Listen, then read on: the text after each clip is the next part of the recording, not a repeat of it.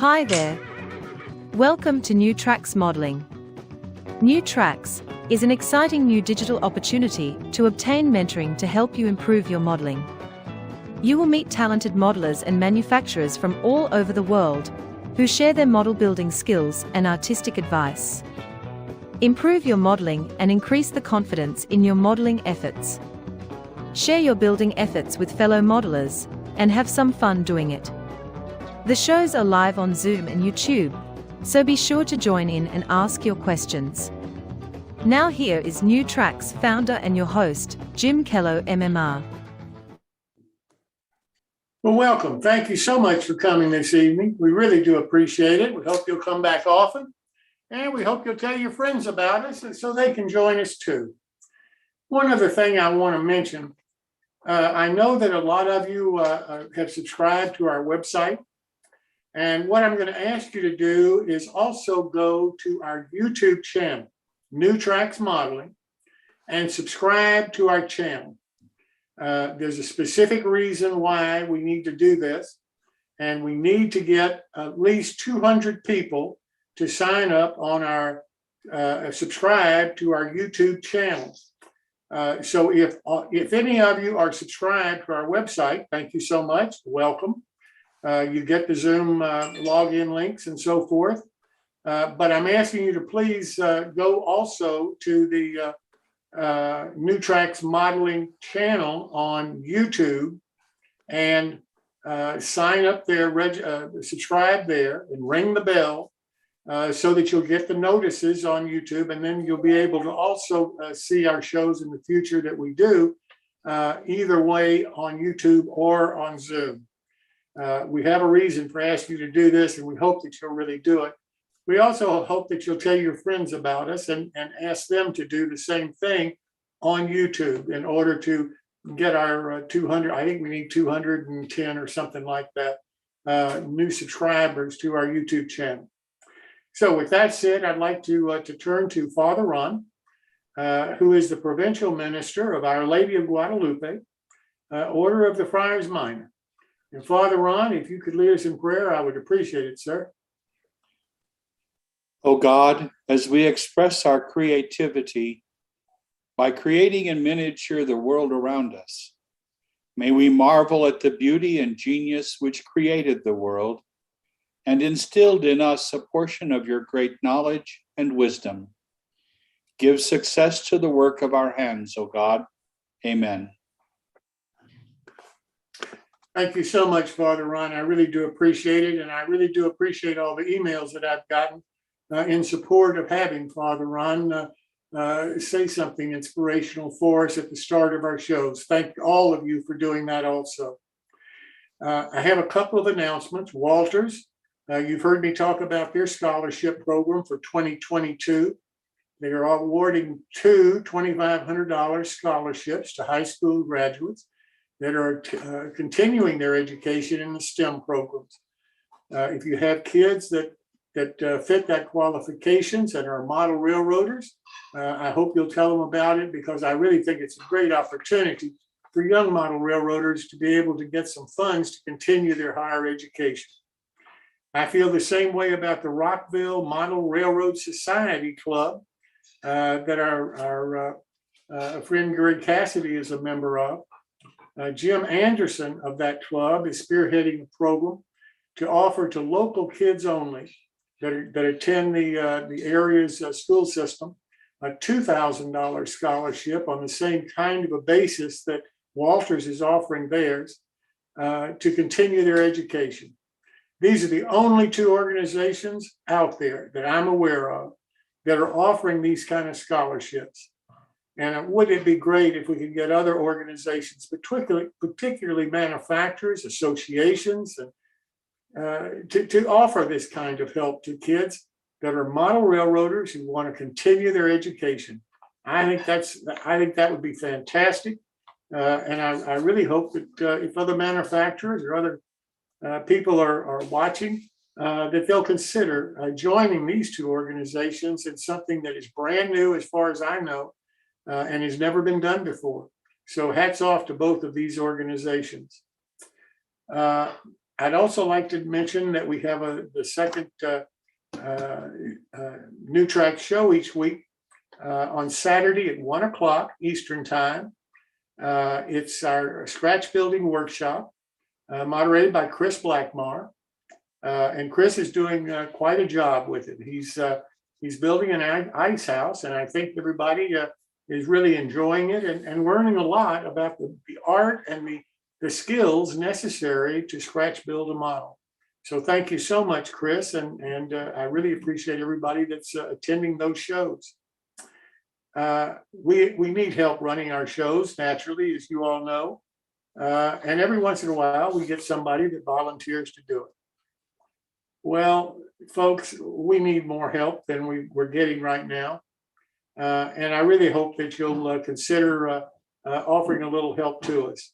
I know it's a burden. I know every organization in the world wants you to be a volunteer. But frankly, I think ours is worthwhile effort. I think you agree or you wouldn't attend it. So I hope that you'll volunteer to give us a hand. If you'll send me an email to jimkello@newtracksmodeling.com, then we can talk about what your interest is, what our needs are, and see if we can't get together in something that'll help us and also make you feel better about your contributions to our hobby. We have a new segment that we're starting on the 27th of April. We have the president of the NMRA, Gordon Robinson, and Phil Edholm, who is the superintendent of the PCR division in California, that are going to be here to kick off what I hope to be a really fantastic segment of our future shows. Every 2 weeks, Phil is going to talk to people from various divisions and various clubs around the world about what their club and what their division of the NMRA are doing to assist modelers, to mentor modelers, to provide modelers with the basics necessary in order to become really quality model builders, model railroaders. I know that half of this audience is non-NMRA. I'm not asking you to join the NMRA. What I am asking you is to pay attention to what's being offered locally by various organizations that may be in your backyard and you've never heard of them. Organizations may be doing exactly the same thing in your backyard, and you've never investigated them. The way that I learned modeling was one-on-one by somebody local in my hometown. That's why I'm doing this series, because I think it's a great way to meet excellent modelers and to learn the skills necessary to improve your own modeling. So I hope that you are interested in this. I hope you attend them. I hope that you'll talk to the local clubs and local divisions in your area and have them contact Phil so that he can arrange to talk with them. They don't have to be the leaders. They don't have to be the presidents. They don't have to be the superintendents. They can be people that are doing things at the local level that you happen to know about and think is worthwhile talking about to others. Or it may just be people that you believe really can put the best foot forward about what's happening in your local area. And if they'll contact Phil, and Phil, if you'll put your email address in the chat function, please, sir, then Phil can schedule who needs to be where and when he can get you on the program. We're going to do a separate program once every 2 weeks. It'll be a bi-weekly kind of situation. And I'm really pleased that the NMRA has agreed to be the sponsor for this series. That really makes me happy because, again, I've never looked at our show as, quote, an NMRA promotional vehicle, but I'm a life member of the NMRA. I really believe in some of the programs, maybe not all, but some of the programs that the NMRA has, I think are super. And I know they help me, and I think they can help you.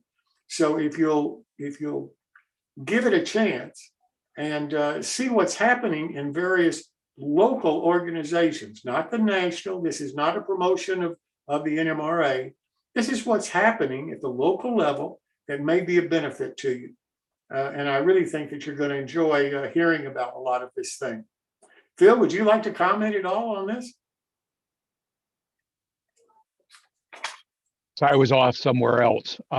Absolutely, Jim. I think it's a really important opportunity for folks to identify people in your area. I mean, it can be, a president of a club. It can be somebody in a club. For example, one of the things I'm thinking about, I haven't contacted, one of our local clubs has different members that are responsible for teaching skills. So for example, if you want to do scenery on the club layout, you have to go through kind of an apprenticeship with one of the members, and that way they get commonality in their scenery. So I think identifying folks like that, and if you can help me identify folks like that, send me an email, let me get with them. And we're just looking for a short conversation, 15 minutes, about what they're doing that is really helping other people in the hobby. So thanks, Jim. I think it's something that'll be great, and I'm definitely looking forward to everybody participating. Well, that'll start on April the 27th, and it'll be an opportunity if you're interested and you've never met him. Gordon Richardson's a really nice guy. I've known him for a while. I knew him before he became president of the NMRA. I didn't even know he was going to run as president of the NMRA when I first met him. But he lives in Scotland, and he's a super guy. He really is. So if you've never met him, you'd like to see and talk to him a little bit, April the 27th is your date. Build-alongs. Well, we've got 2 build-alongs starting again tonight. And starting on May the 25th, we've got another one starting. And that is Chris Gorse and his Conowingo model of the Kello Trolley Station. Chris, you want to talk about that a little bit? Sure, Jim. I'll go ahead and share screen here for a second. Yeah, I need to, can somebody give me a share screen for a minute, please? I sure can. Thank you. You got it. It says you cannot start sheet while another participant is sharing. I have to stop. Okay. I'm sorry. All right, there we go. There we go. All right, that's my build, and I'll go to the other slide. All right, Kello Station, it's available in HO and O scale versions now available for pre-order. Managed to get the laser going again this last week, so I was able to churn out some parts, and I got close enough that I'm pretty confident at the pricing and et cetera on the O scale stuff. So both HO and O are available on the website for pre-order, and they're already discounted. You don't need any discount code or anything like that.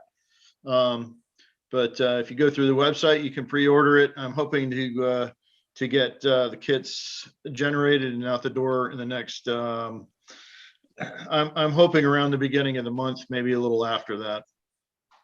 But this little kit is the O scale is actually going to look a little bit different. And then it's got some different windows in it. But other than that, it's pretty much going to be the same. And it should be a neat build. If you've never done a kit before, now might be a good time to get in and do these kits.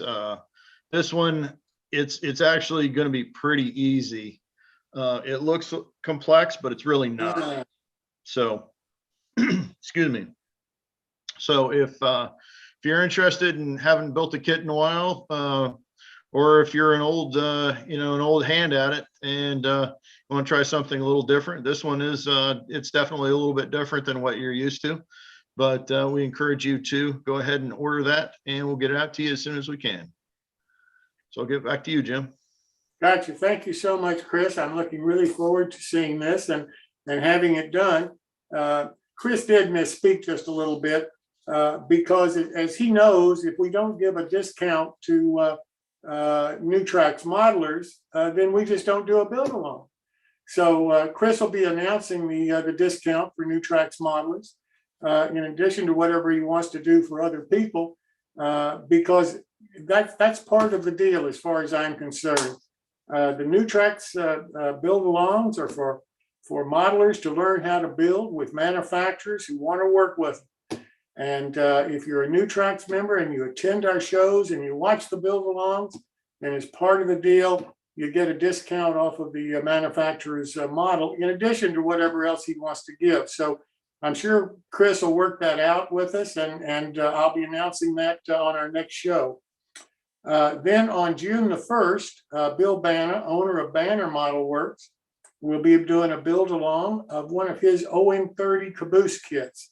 This is the first caboose OM30 or first anything OM30 that we've done. And I anticipate that we're going to be doing others, but I do appreciate Bill wanting to do this one. July the 13th, Bill Hackett is going to start teaching us how to use a CAD program to design 3D models and 2D models that can be cut out of wood or plastic. And he's going to continue that. He's going to show you how to build it, how to design it. He's going to show you what's involved in printing it on the 3D printer. And then he's going to actually build the model from the parts that he designed and printed on the show. So I really think that this is going to be worthwhile because a lot of people are interested in 3D printing parts, but the main drawback is how on earth do we learn and what do we use for a CAD program? And Earl is really first-class person in that kind of area. And I think you're going to enjoy how he presents it and how he gives you the ability to use a free CAD program and get it printed and then actually use the parts to build the model, get it painted and all the rest of it. So that starts. And then we've got another one that's going to be starting on the 20th of July.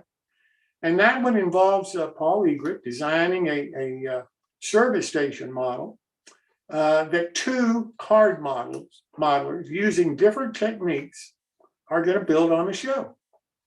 Dave Rarick, which you've seen build a card model before, is one of them. And Father Ron Walters is the other. And they use different techniques and different materials to build in card. And that's what's impressive to me. Because some people think that card modeling is card modeling. There's only one way to do it. There's only one type of card to use and so forth. And that's just not true. And I think that you'll see that and be able to benefit from the different techniques and the different ways that these two modelers are going to build exactly the same kit out of card, but using different techniques. So I'm really looking forward to that. And that'll be posted on the models that they're going to be building will be posted before the show starts on our website. And you'll be able to go to our website and just download it in any scale that you want. There'll be a scale system there to show you how to enlarge or decrease the HO model that's shown on our website to any scale that you want to build it in.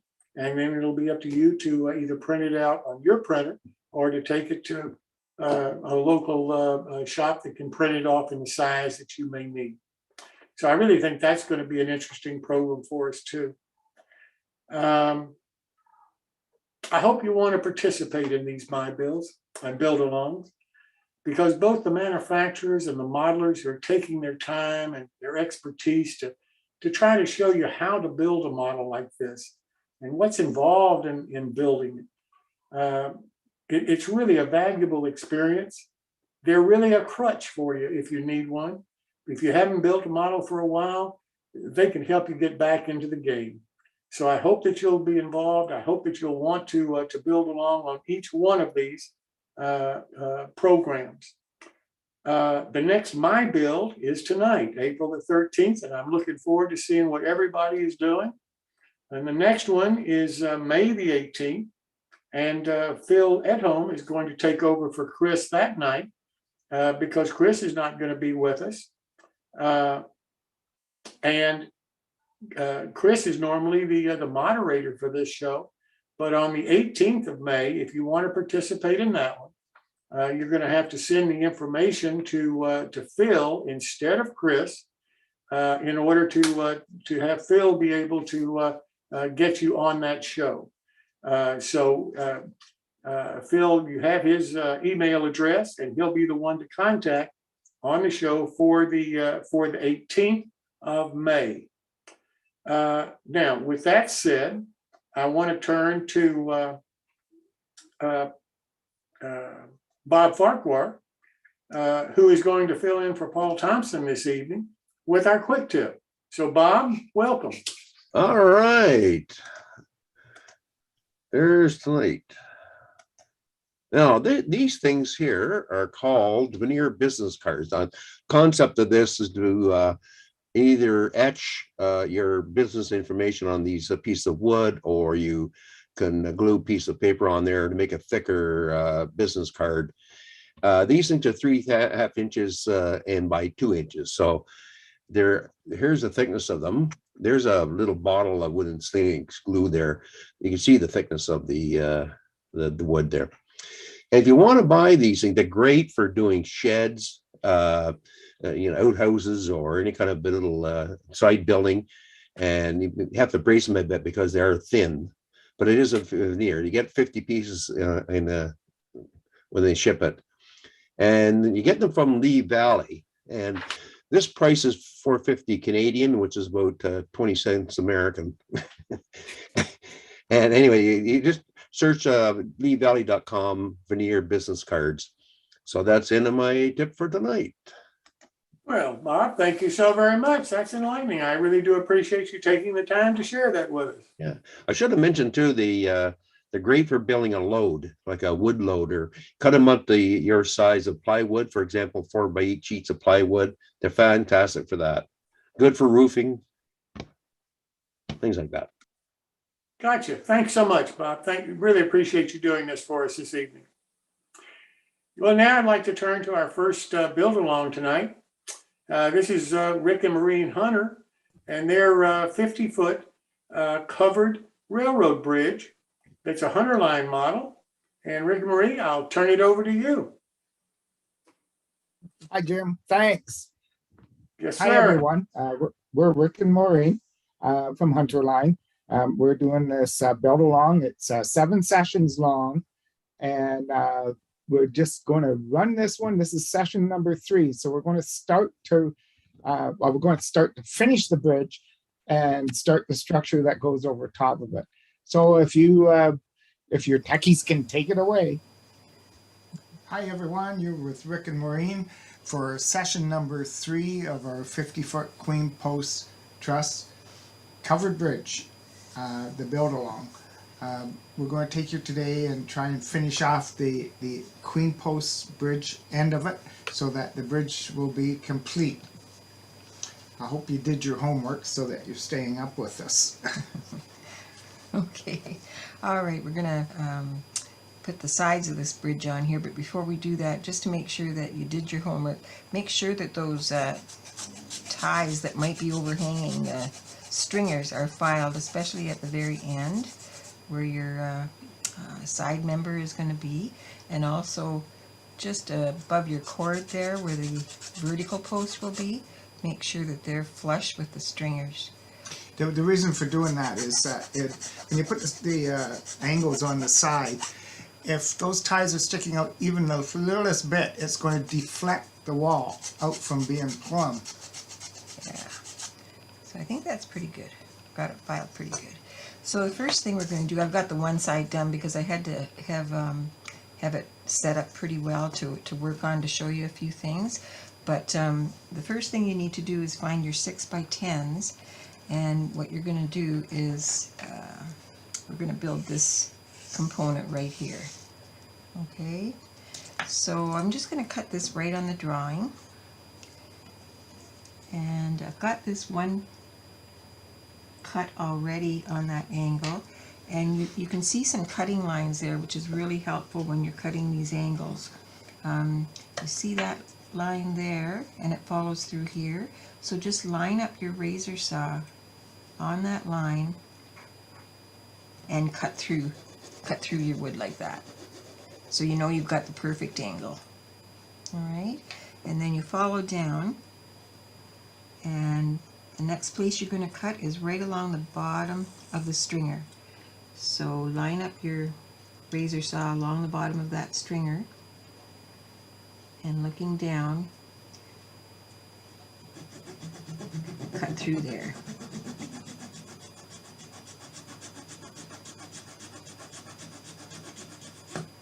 I'm just going to transfer it to my cutting mat to get through the bottom of it.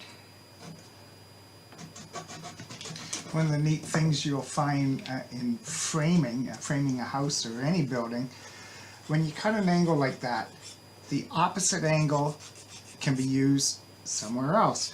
Like for example, the angle that Maureen just cut, Yep. the big angle, Yep. can be used over here. That's exactly the same angle as right there. And the same with the top ones. As soon as you cut that angle, the piece that you cut off will be exactly the same angle. So if you go through a series of cut the angle, flip it, cut the angle, flip it, you'll have it all done without a lot of waste. So I don't have to cut that one like Rich said, but I'm going to do the top one, and again put my razor saw along that cutting line and cut through. And again I'm going to transfer it to the cutting mat to get through the bottom. Okay? Okay, now bring that other piece up, please. No, the one you just cut off. Yep. So the one you just cut off from that, if you turn it upside down, that's the right angle for right there. Okay, and you can use the if you've got the Ultimation slicer and sander, you can use that as well. I'm just doing it here on the drawing because I know maybe a lot of people don't have those tools. So those are cut perfect. And again, I'll take that one angle that's already cut, and you can see how well that mates together. And I'm going to use that cutting line again. And Sometimes we get asked, what makes a truss bridge a truss? Well, the vertical members here, they're called the vertical posts. That's what makes it a truss. If you know just basic engineering, a triangle is actually the strongest frame member you can get. So that's why this is a whole series of triangles that makes it extremely rigid. The whole engineering processes that are in here are tension and compression. So if you just picture a train going across that bridge, it's going to belly out a little bit. It doesn't matter how big a locomotive is, it's going to belly out. But when you put the truss in and the diagonals in, it keeps the whole assembly rigid, so that if a big locomotive goes over there, it doesn't, not even a fraction of an inch does it deflect. That's the point about doing everything in triangles. so what you need to do, I don't know if you saw what I did there, I put a little dab of glue on each end of that that member and glued it at the top here, those two joints. So what you would want to do is put a couple weights on there. That one's not so good, it's too big. Something like this, whatever you can find, and let that assembly set up before you move to the next step. Okay, and what we're going to do is, once that's dry, is take it off and just attach it here on the shims and the two cords in the center. And you can see I've done that on this side, the one that's already set up. It's glued to the shims. Secret there is to use your square and make sure that that frame structure is plumb to the bridge. But for the interest of time, I'm not going to be able to let that set up to show you how to do this. So what I'm going to do is we're going to try our best here. I'm going to put a little bit of glue on the two end shims, like that. A little bit on the side wall of the stringer.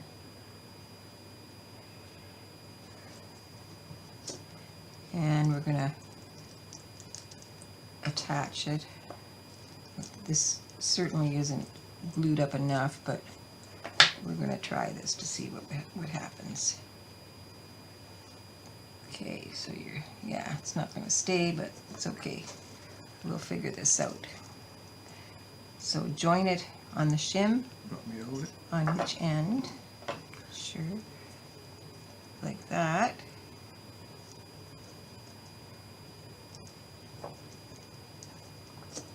Okay.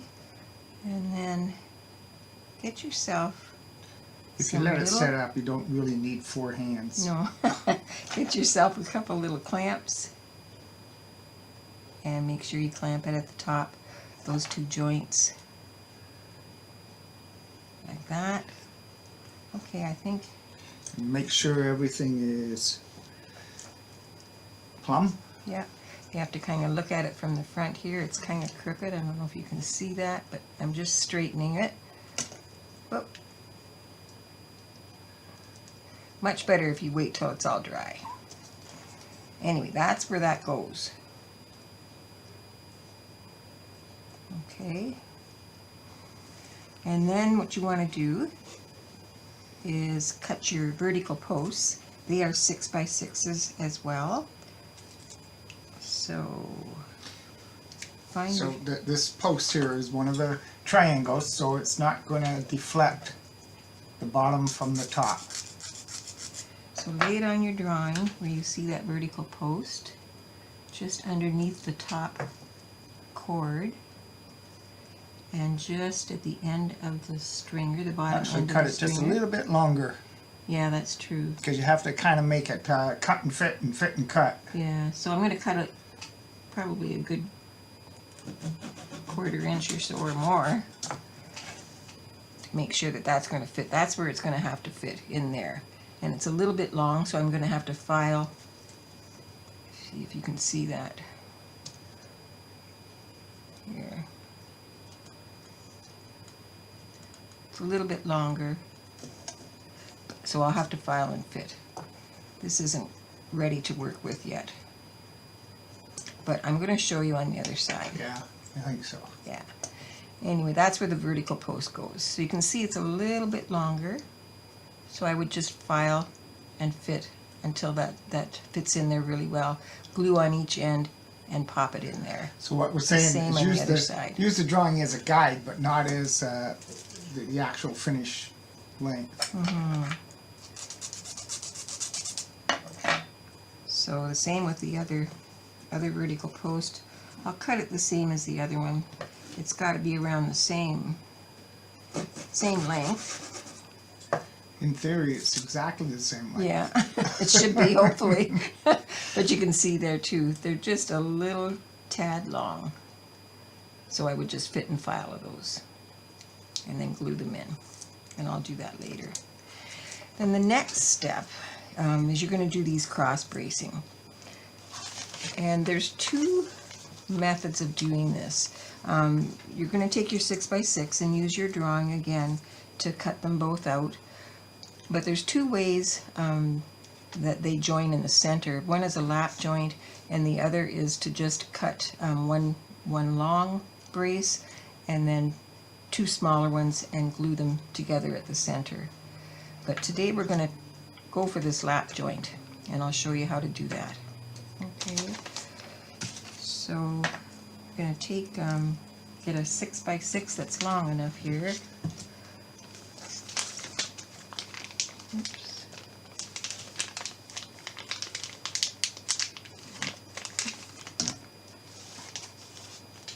All right. So what you want to do is lay it on your drawing, and you'll see at the top you're going to take your razor saw and cut on the lower edge of the cord. You're just sort of taking off the corner of that piece of lumber. Okay. And same thing here. Once you make the cut, the piece that's left over is exactly the same cut. It's kind of hard to show you here without my arm getting in the way. And you want to take off that little corner that's right there. So I'm just going to use, so that you can see, I'm going to try and use my X-Acto knife. There, I just took off the one little corner. Okay, so that is perfect there. And again, this one you want to cut a little bit longer because it's going to be another situation where you want to fit and file. And so I'm going to go, normally you would be cutting at the vertical post line, but I'm going to go here, probably a good 1/2 inch or so. Okay, so that's extra long. So what you can do is stick this in that space, and you can see I'm a little bit long. So I'm just going to take my pencil, which is here, and I'm just going to draw a line where I think approximately that vertical post would be. It's got to kind of sneak in there and cut that little piece off. And see how that fits. Now the difference, while we're doing these diagonals, the difference between the king post and the queen post is the king post has one truss rod on each side, or truss assembly, and the queen post has two. So it's, if you took the king post and elongate it, that's what a queen post is. Okay, so we've got that one, it's fitting in there nicely. You can see that. I'm going to do the other one. And this one, well, this edge should be down here, I guess. It would be the same angle. But I'm going to leave it a little bit long.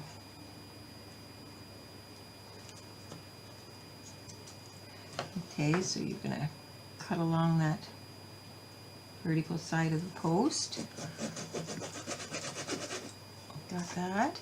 And again, I'm just going to, because it's just such a small piece that you're taking off for that other corner, I'm going to use the X-Acto knife. And it's the bottom of that top cord that you're lining up your X-Acto knife with. Okay. So I'll take this one out.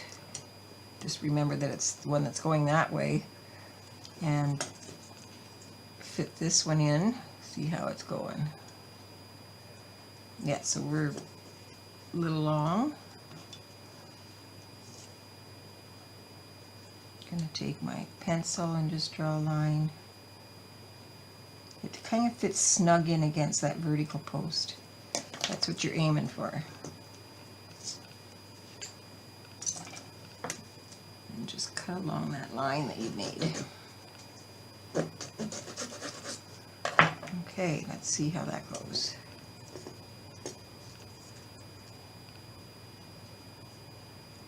Looks good, it's perfect. All right. Fits in there nicely. Okay, so now we have to do that lap joint. So if you cross these, just try and set them in there. Whoops. This is a little tricky. Oh, it's only tricky in N scale. Yeah. So set that there. Have your pencil ready. And set the other one in. What you're trying to do is find the middle, so you can put a little pencil mark there. Whoops. There we go. Take your pencil and mark this side. Whoops. Just where they meet in the center, put a mark on this side of the wood, right in the middle. And on the one beneath it, you can maybe just draw a little outline to mark that. Perfect. Okay, thank you. All right, so I've got the mark in the center, that's where they meet. What I'm going to do is take a very sharp X-Acto knife, and I'm going to flip it on its side, because I know I need that little lap joint that you see here, the little piece that's cut out on the diagram. I need that on the opposite side of my mark. So I'm going to approximately go a little bit on either side of my center mark.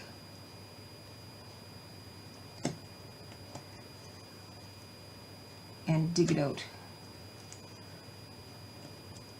It helps if you have a really sharp X-Acto knife. I don't know if you can see that or not, but you just have to kind of dig it out very carefully so you don't split it. Sometimes what I do, I'll take the side of my file and just give it a file in the center. And can you see that? Yep. Good. Yeah. Okay, so that's the one done. Then on the other one, what we're going to do here, that's going that way. Okay, so we have to cut another little lap out of that other piece. So I'm going to turn it on its side. I know where my little mark is.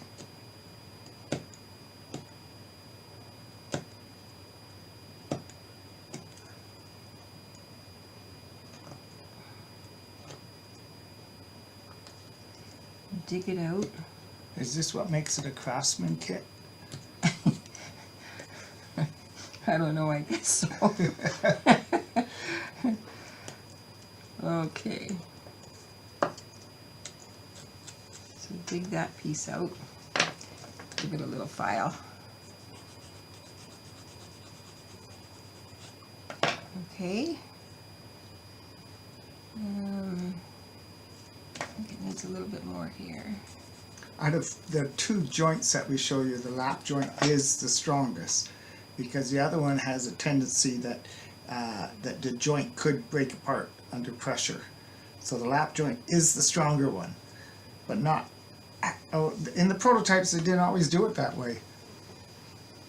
I think that looks pretty good. Sometimes they just did the two pieces and instead of doing the lap joint, just overlap them and finish it off that way. So what you're going to do then is glue these in like that.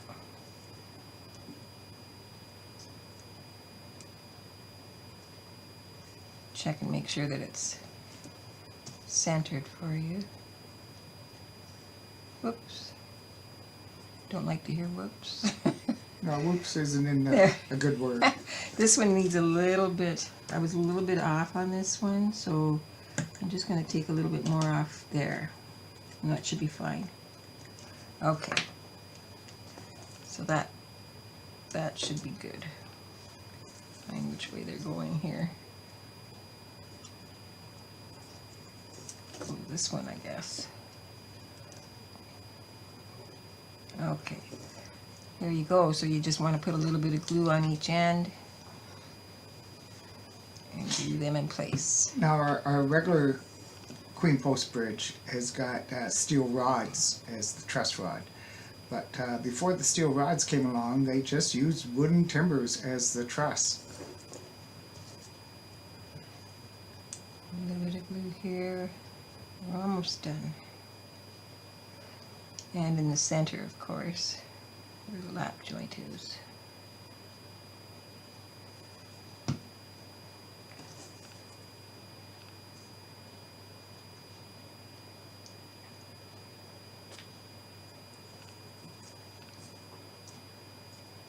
And again, you can just use your little clamps at the top to set them and let them set there. Now, any time in this process, you can start to lay the track. It's a lot easier now than it is when the covered part of it is on there. So this way you can get your hands in there. So even before you do the sides, as soon as you have the tie stringer assembly, you can actually put the ties on or put the rail on. You can do it later, but it's a little hard because you can't get your hand in there to straighten them or adjust them. So this is the stage where you should be putting on your rail and whatever gauge it is and whatever code that you use. There you go. So you just have to let this really set up. So you're getting an idea of what it's looking like. It's at this point too that you can go back now and touch up all the cut ends that you have that are showing. So just take your base color that you have used and go along and touch up everything that's bare, raw wood. Go along your tie stringers as well. Touch them up. I'm trying not to go over my glue. Now, this will be a darker shade than the original, and that's good That's because okay. the end cuts are usually like that. Yeah. You don't have to be real particular, just slop it on. I should have my gloves on, but where you did your filing on the ties, you're going to have some raw wood there.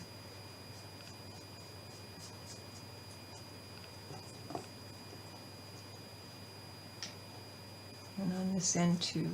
And the other good thing to do is you can take the creosote black if you like. Get you that. You want to maybe put down your where you have all the grease and grime and oil from the engines. So stick your brush right into the weathering mix, dab a little bit on your paper towel, and just take it and put it down where maybe the track would be. And or down the center. Yeah, if you want it really dark, don't dry brush it, just put it straight on. Straight on is pretty good because it runs down in between the ties. I think you can. I think that's coming up pretty good on But the. you gotta remember, trains are greasy, oily, crappy stuff, and they're dirty. So you can, make it as dark as you like. If you've got tie brown at home, that's a great dark color. It's really dark. This will dry a little bit lighter. Go over your NBWs as well. Take a coat of your black and just put it along the NBWs, and it'll just highlight them. Kind of oozes into the crooks and crannies of that NBW. Remember, this is harder to do later. Yeah, good time to do it now. And the other thing you can do is, I've got a medium brown here. Just for interest's sake, I'm going to take it and dry brush a little bit on these ties. Sometimes when we add different colors, it's call it mood coloring because depends on what mood Maureen's in, what color she's going to do it. Because I didn't put my ties into 3 different baths of different colors, I'm just going to go along here and put a little bit of brown on. When you look at rotting wood, a lot of times the rot in the wood is a brownish color. So I kind of want these ties to look like they're a little old and worn. And you got to remember that the middle ties are all inside. They probably will never see sunlight. So that means they're more of the original colors. And the ends might be a little bit lighter than the middle. Now I could take this brown too and put some on the sides of the cross bracing and whatnot. You're not going to see that though. I mean, this is getting a cover on it. Yeah. But if you want, that's all you would do, is just dip it in the weathering mix, pat it on a paper towel, and then just add some here and there. Okay. Should definitely do it around the lap joint just to Yeah. make sure that joint is Yeah, you can see the same colors. I did it a little bit there. You can see it's a little bit darker. You could do it maybe on the inside as well, because if anything, that's the part you're going to see. A long time ago Maybe. when I was trying to develop a covered bridge, I thought, how much detail do you do inside of a covered bridge?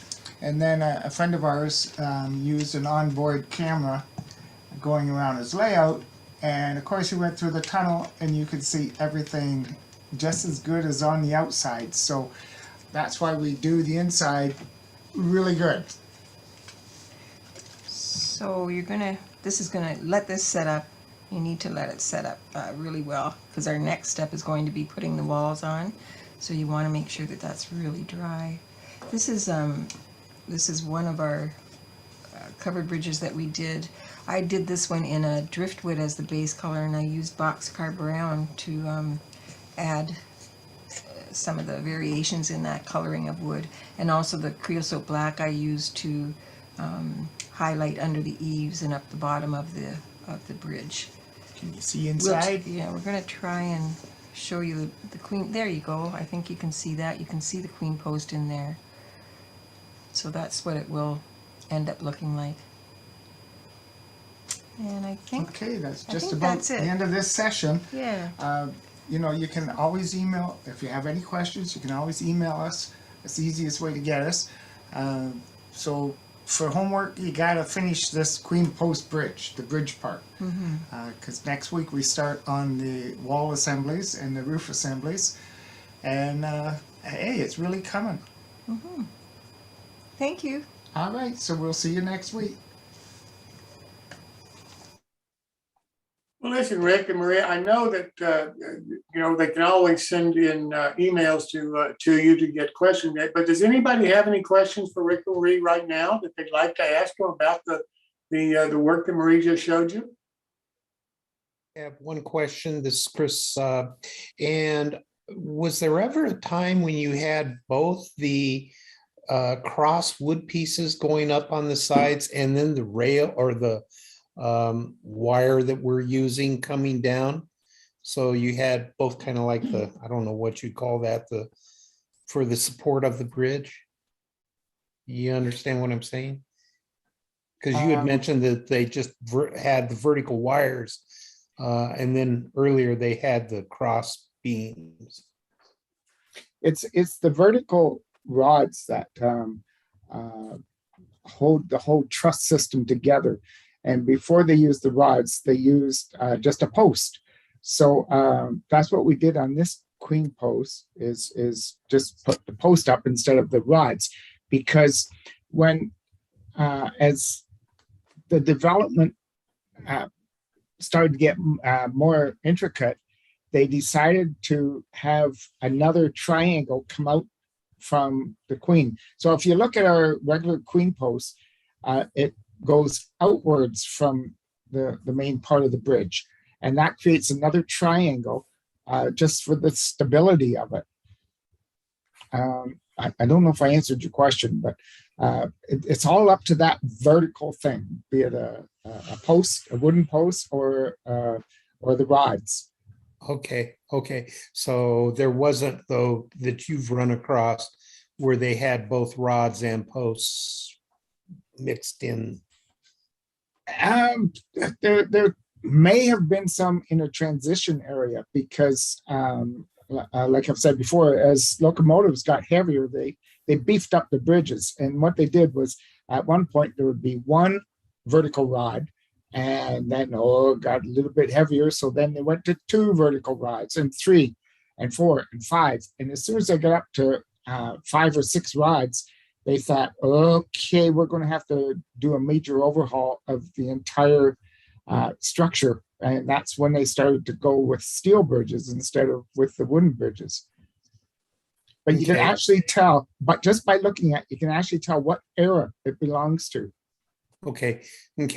All right. Thank you. Okay.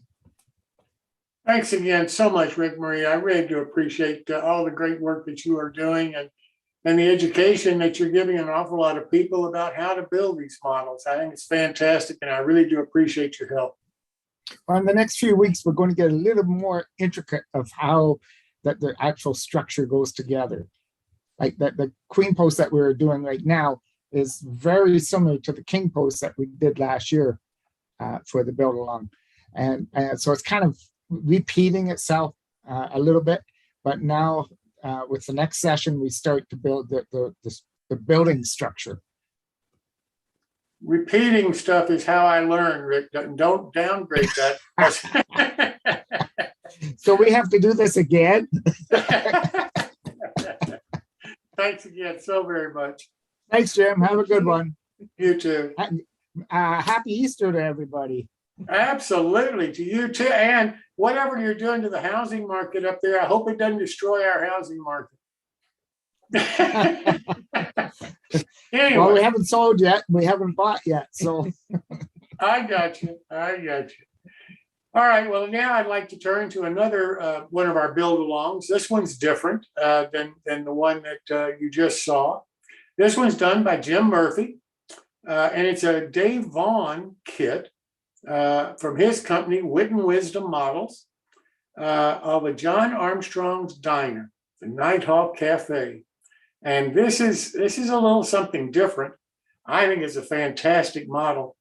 I'd love to have been alive and kicking and interested enough to be able to sit down and talk to John Armstrong about it. I think that would have been a fantastic discussion. But anyway, I'll turn it over to Jim Murphy. And Dave, if you'd like to make some comments too along the way, feel free. So Jim, I'll turn it over to you, sir. Well, thank you. What I have is a pre-recorded video that I'm going to try to play. I have the ability to start and stop if the video, once we get rolling with it. The first session was a little rushed and we kind of just jammed right through it. This will be a little bit more under control, a calmer build. And if you have any questions at all, feel free to speak up, ask questions of myself or David. I know David's on the meeting as well. So I'm going to begin. And again, if you have any questions, I'll take some at the end. But if you have something that jumps up and screams at you, shout at me and I'll stop the video. Jim, before you start the video, let me make clear something. Does anybody have any basic questions from watching what Jim did last week? Because I want to make sure, I don't want you to miss any of the details. This is not just your standard kit. This is an extremely important kit, in my opinion, and something that we really need to spend a considerable amount of time to make sure that everybody really understands the intricacies of building this kit. So does anybody have any questions that may have come to their mind as they were trying to listen last week to what Jim's presentation was before he starts on this presentation? If not, I will turn it over to you, Jim. Thank you. Okay. Can you see my screen? Can you see the Nighthawks? Yes. Okay. Well, hello to all you New Tracks Nighthawks. We have a project dedicated to two people, Edward Hopper, whose famous painting of 1942 we were all familiar with, and to John Armstrong, who built a model of that painting using his perspective and artist sense. The kit arrives well packed. The individual parts are in plastic bags, the windows, the 3D printed parts, as well as instructions, a full parts list with illustrations, pages of directions with great photographs, clear directions, and a parts list attached to each page so that you can follow right along. And we'll go in about the same sequence as the instruction sheets are presented.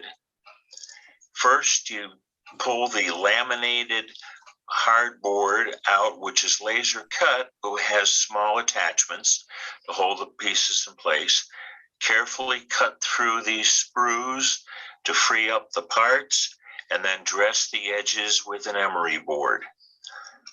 The parts then need to be questioned and played out to figure out how big this project is going to be. If you lay out the floors of the various buildings in HO, it's 10.5 by 26 inches. Bear in mind that if this was O scale, it would be 21 inches by 46 inches, 48 inches wide, which makes for a very large model. The parts are assembled onto carriers so that they can go into the spray booth. They need to be primered to prevent warping when you add either acrylic paints or to provide a background for enamels or lacquers, whatever your plan is. I like the Krylon Fusion, which is a good heavy primer, but it still doesn't hide detail, and it's excellent for use on the laminated masonite-like board. Take a few moments to brush off the rough edges. I like emery boards. This is a 250, 320 grit that takes any fuzz that you might have off rather readily. Notice there are slots there. I also like these emery boards for smoothing the edges and corners. Once I glue them together, it makes for a nice smooth fit for moldings and other items that you can put on them. Because I'm detailing the interior of the model, I put a layer of white glue over the inside seams as well, smear it with a finger, and that allows me to detail the inside. Keep everything square and plumb with weights. You can't have too many weights on it. Again, the white glue sets up very nicely in an hour.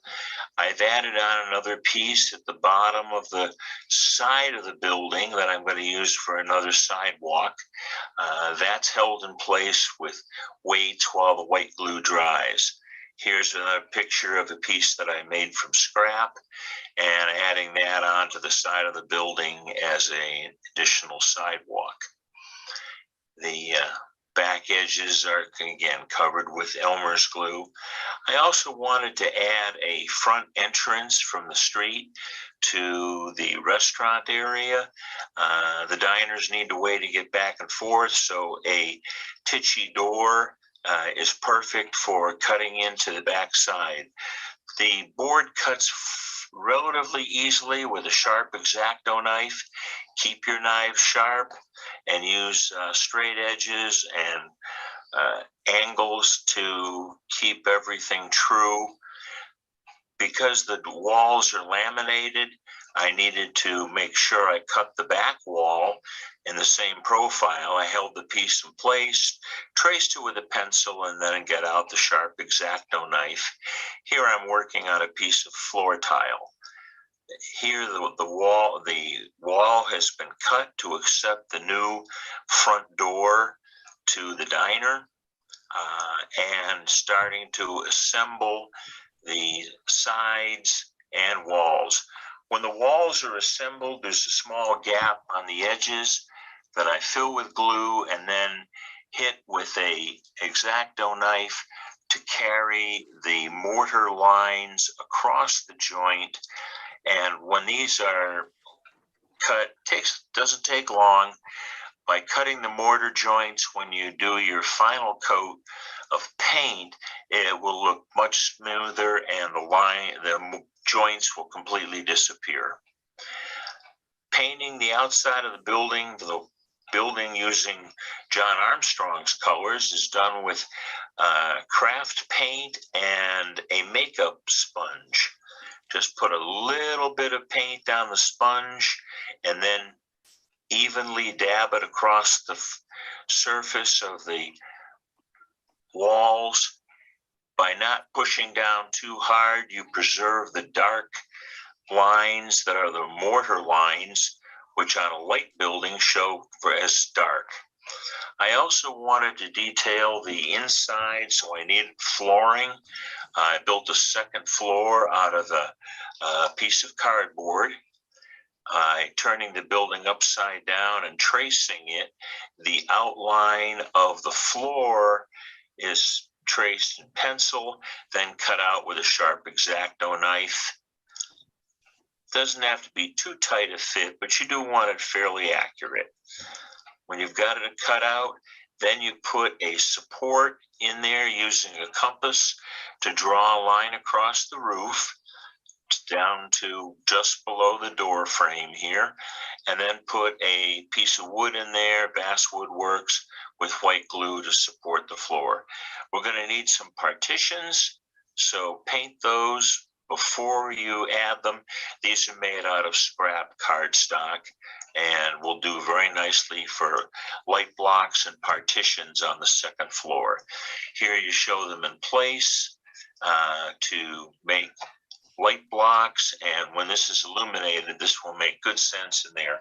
But the colors match the inside of the door. They also provide a support to remove the roof. Every apartment in the 40s had landlady green or sunshine yellow. Our first apartments, I'm sure, had that same landlady green there that we got so sick of. The rear wall needed some extra windows because I'm going to be detailing the interior and illuminating it. So I cut some titchy windows into the back wall, a door. It all cuts easily with an X-Acto knife. Lay them out. Now comes the toughest part. This is from Martin Breckbiel. The bending of the outside corner of the dining area. This is best bent carefully because it can delaminate. These little striations here tend to break out and shatter it. Take all the interior molding and sides for the diner, sand off the nubs that were left from the laser cutting. I like these emery boards again. Cut off all the little nubs because you want a nice smooth surface, and one that, because there's going to be a lot of people looking in through these windows when you're through. They've already been primered, so they sand well. Now that we have the building side corner to be bent, it's fairly stiff now, but I've added a little water, and from our knowledge of how to build ships up in New England, we know that steaming is a good effect. Mom sent me off to college with the steam iron with instructions, learn how to use it, do not bring your laundry home. So get out your steam irons, guys. Steal it from Mama. Practice on a piece of scrap material. You want to add heat and steam injected into the material, and then practice bending it. Once you've mastered the technique of getting it really well steamed, hit your real parts. In this case, they've already been primed, but they're ready to take the steam to it. Hold it down for a few seconds, give it a shot of steam, soften that material up, and then bend it around a mandrel so that it assumes the shape. And it'll spring back a little bit, but if you hold it in place until it's completely cooled without burning your fingers, you'll be in good shape. You need to do this with each layer, the inner wall, the outer wall, the trim, everything that goes into the corner of this building. The way to check it is to put the building into the slots. I gave this a shot of Vallejo German yellow paint, and that pretty closely matches the color of the Nighthawk's painting. As the glue is drying, it holds the shape. Go ahead and finish off the window sills around there. They're going to be uneven. Again, a file or an emery board works nicely. You then glue on the window sill material, which is also a laser cut piece.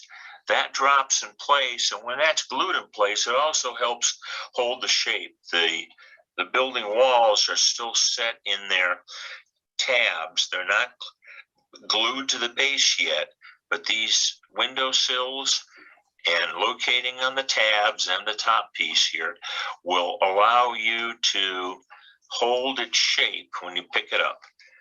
That's why the weights are on top of the building. They're pushing it down into the slots. Again, the building is not glued to the base, nor is the edge of the restaurant glued to the walls. The trim is all glued on with white glue and all the clamps that you can find to your ability. Note again that the whole structure is still stuck in the tabs, so it holds its shape. Once everything's dry, mask it and then head for the paint booth. We're going to be airbrushing the outside of this. I would not recommend trying to paint it. Either use aerosols or get yourself a spray booth. You really, really want this to look good. We've all seen the inside of my spray booth before. Here's another application of flow quill paint on another project, but again, spray and airbrush is just an invaluable tool from working on fine modeling. Here is the finished.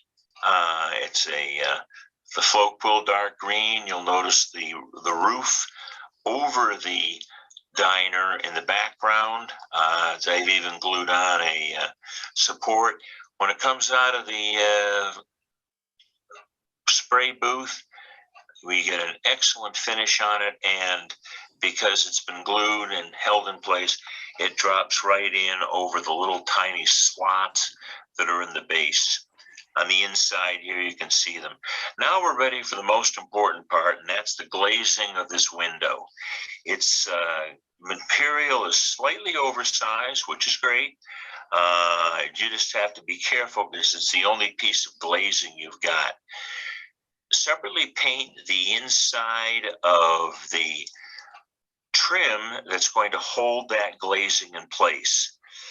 We're going to use pressure sensitive adhesive inside the walls, and we're going to cut the glazing exactly to fit. Again, you've only got one piece. So I take a piece of scrap glazing acrylic, and I very carefully mark the exact length of the glazing. It's going to wrap around.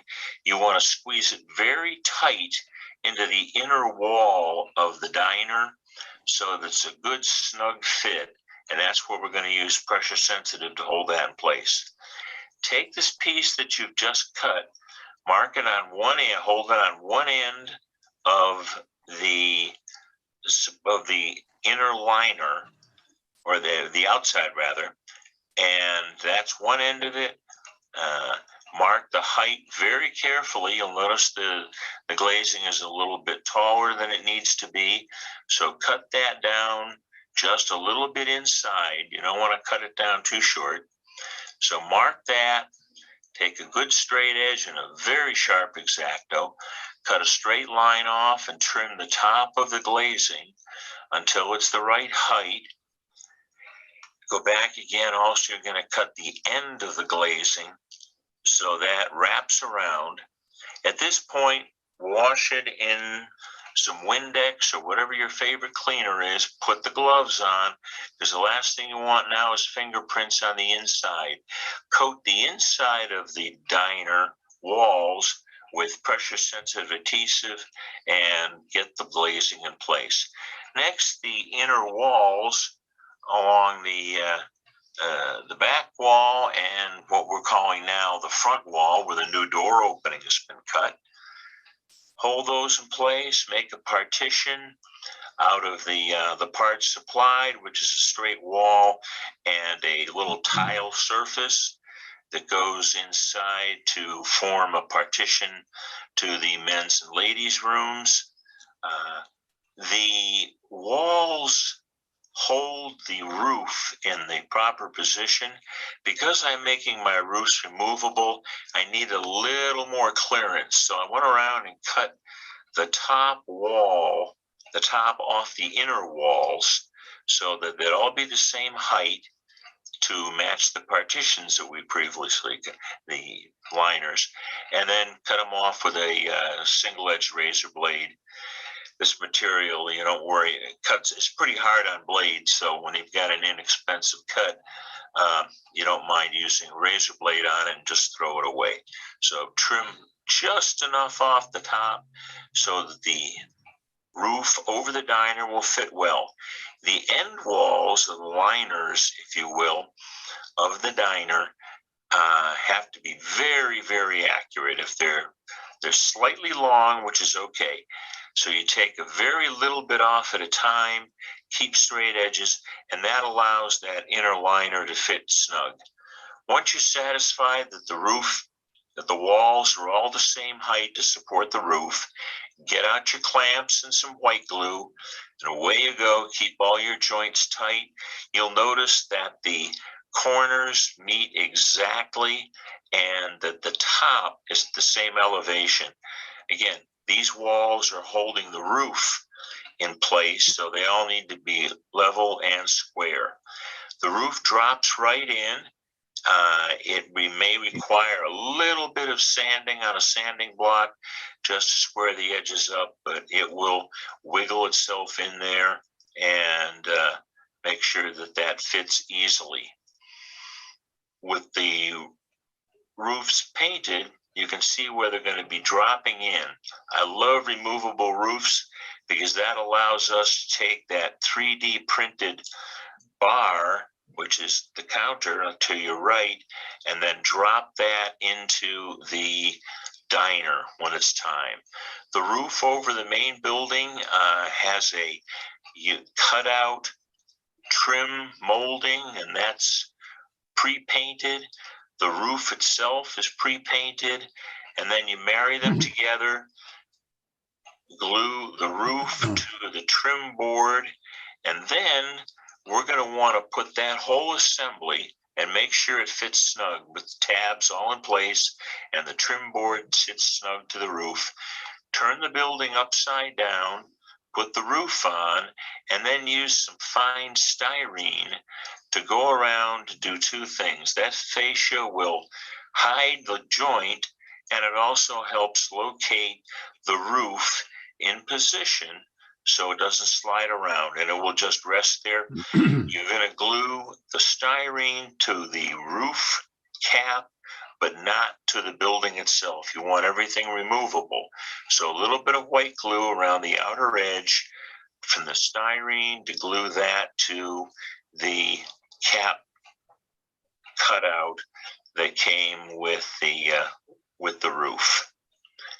You're going to want to just get everything glued together here. Pre-painting helps. I also wanted to add a skylight, so here I am with a scalpel or anything sharp. Draw it slightly inside the shape of the skylight, and do this before you get too far down the road, so you've got something to cut. The skylight itself is pre-painted. It's pre-glazed. You don't want to try to put glazing or paint on this once it's already glued to the roof. That's a sub-assembly. When that's all finished, you're ready to work on the roof over the diner. Put a coat of paint on that to hold it up there and get it started, and making sure at the end that it all fits in there, just a real easy fit. Fabricate the roof over the diner. In this case, it was a little floppy, so I used a piece of scrap material to stiffen it and keep it square and parallel so that the whole roof assembly could come in and out easily, but still sit square. All right. Here comes the finished roof, the over roof glued to the subroof. And that ventilator is not just for show, it's also the handle that you need to effectively lift the roof off. It's awfully hard to get a grip on without something there. So it looks like a ventilator. It's actually a handle to help you pop the roof off. Here's a little teaser for next week. This is a shot of the inside with the diner finished to the right colors and the detail started on the counter. All of this is very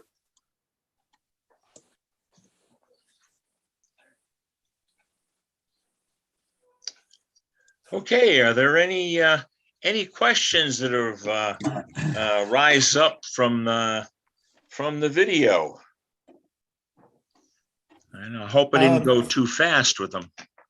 Jim, can you would you recommend using the windowsill piece to determine the diameter of the mandrel that you should be using to twist that, or is it just it was a very random choice because the first one I use is I literally grabbed the first thing that looked at about, and it has to be somewhat smaller than the actual diameter or the inside radius of that windowsill piece, because the laminate board tends to spring back.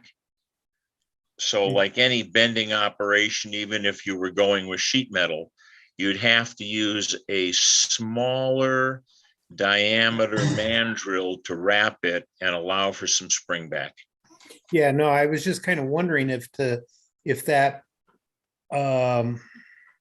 if to help one get the proper turn or the proper diameter curvature there, if you would recommend using that windowsill, or is it too fragile to use for that? Or No, what I would rather, the way you get the proper curve is by not gluing the assembly to the floor. You keep it flexible, and then you use the floor tabs to set that. So that sets your radius. And as you're building up with layer upon layer of laminate there, but much like boat building, you're building up a hull, but you keep the shape with the first piece that you put in there, and that has tabs that stick into the base plate, and that sets the radius. It'll determine what radius it wants to be, because it's a little bit flexible, but by having the tabs there and setting the roof in it, then when you built up the laminations and all those are glued together, you finish it off with the windowsill and also the top trim, because that's curved. The cap strip on top of the restaurant, there's 2 layers of that. That also helps keep it in place, but it's the tabs in the floor that set the curve and set the radius. Okay, that's what I needed to know. Thank you. Mm-hmm. So this is actually probably a question more for David. Just out of curiosity, the curves that you cut to make the curved panel were cut on the outside versus being cut on the inside. And normally cabinet makers cut them on the inside when they do a bent curve like that. So you cut out material, and then when it bends together, it closes up. And I was just curious, it's just a purely laser cutting question. Putting it on the outside, was that a reason relative to how the material bends, or? Well, I can answer that in a limited way anyway. I did not actually design the kit. If you look on we got wonderful cooperation from Richard Siegel at Right on Track Models. I had known Rich because I was the national director for the Nickel Plate Historical Society, and we have a model program, and Richard designed a couple of kits for it, and I was very impressed with what he did. If you look, it is the outside of the sheet of resin impregnated wood that is going to be stretched. And so he cut it on the outside, I think, for purposes of facilitating the bend. Does that answer your question? More or less. Okay. Cool. Thanks. Just Pat here. I think the easiest thing going is if you cut it on the outside, it's much easier to bend in a small model like that. But on the inside, you would have to make a very wide cut and very deep, which would make it very thin and then would break very easily. Yeah, I know in cabinets what they do. If you got like a 3/4 inch piece you want to bend, you cut the curves 1/4 of an inch apart and make them, 5/8 deep. And that way the back material compresses in the front. I just was curious. It was just more curiosity than anything else. I was wondering if there was, and if that material worked differently. That was all. Not enough said. Well, I found that those kerf lines there that says, as I was airbrushing, I was able to put a little extra paint in there, and it sort of filled in the lines nicely to the point where they're not really noticeable in the finished model. Jim Keller, do you have a minute for a quick comment from me, or do you need to move along? So let me know. No, go right ahead, Dave. Okay, Please. well, first of all, I want to thank Jim Murphy for the masterful job he did on assembling the model and the little tricks in going beyond the four corners of the model. I think we all have ambitions, perhaps, to customize even the best model we get, and Jim did a great job on that.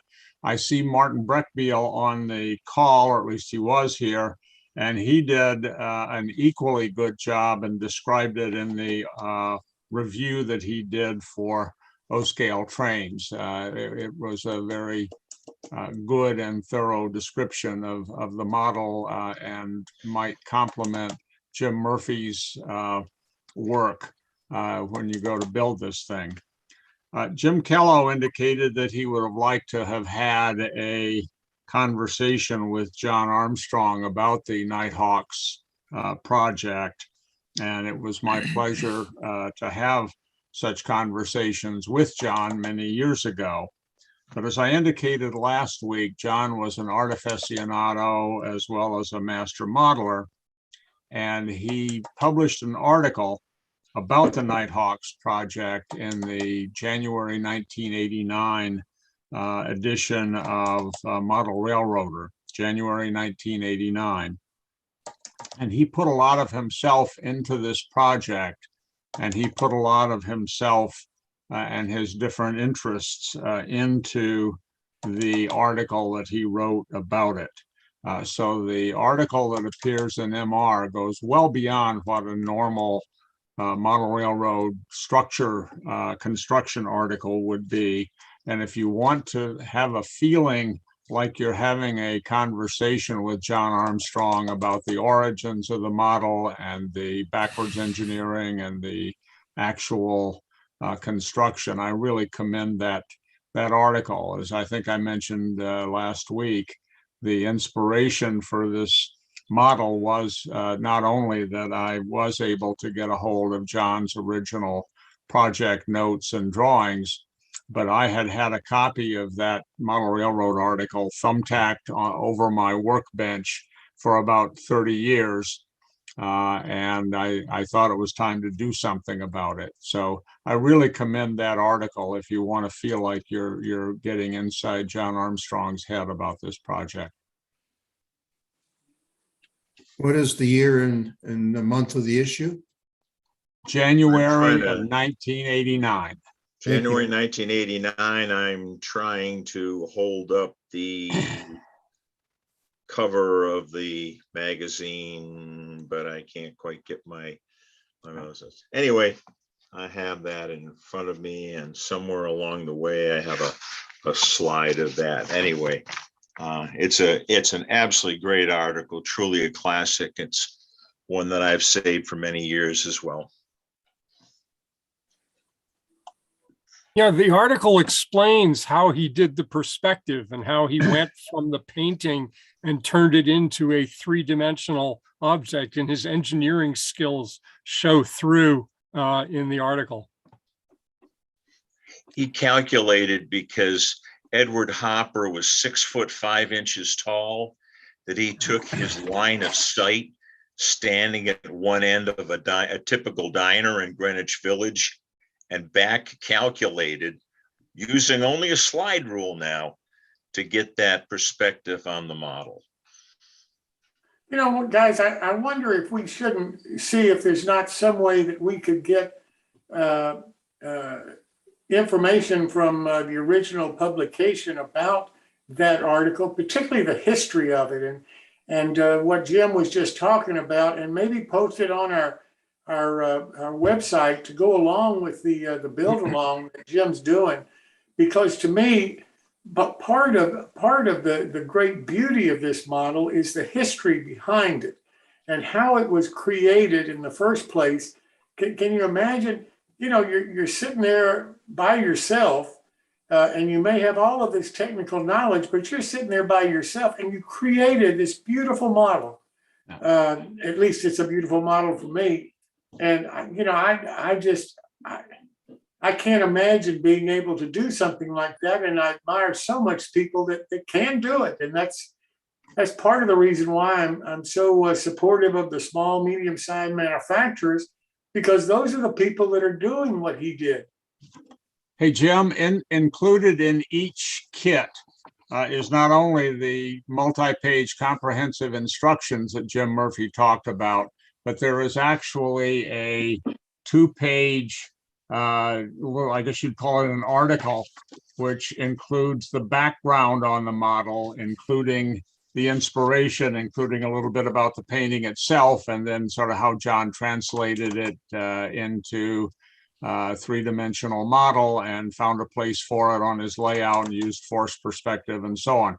I would be happy to provide you with that article. I'm not sure how to do it because I'm not sure where the file is right now, but I can figure it out and I'll get it to you and you can put it up on the website.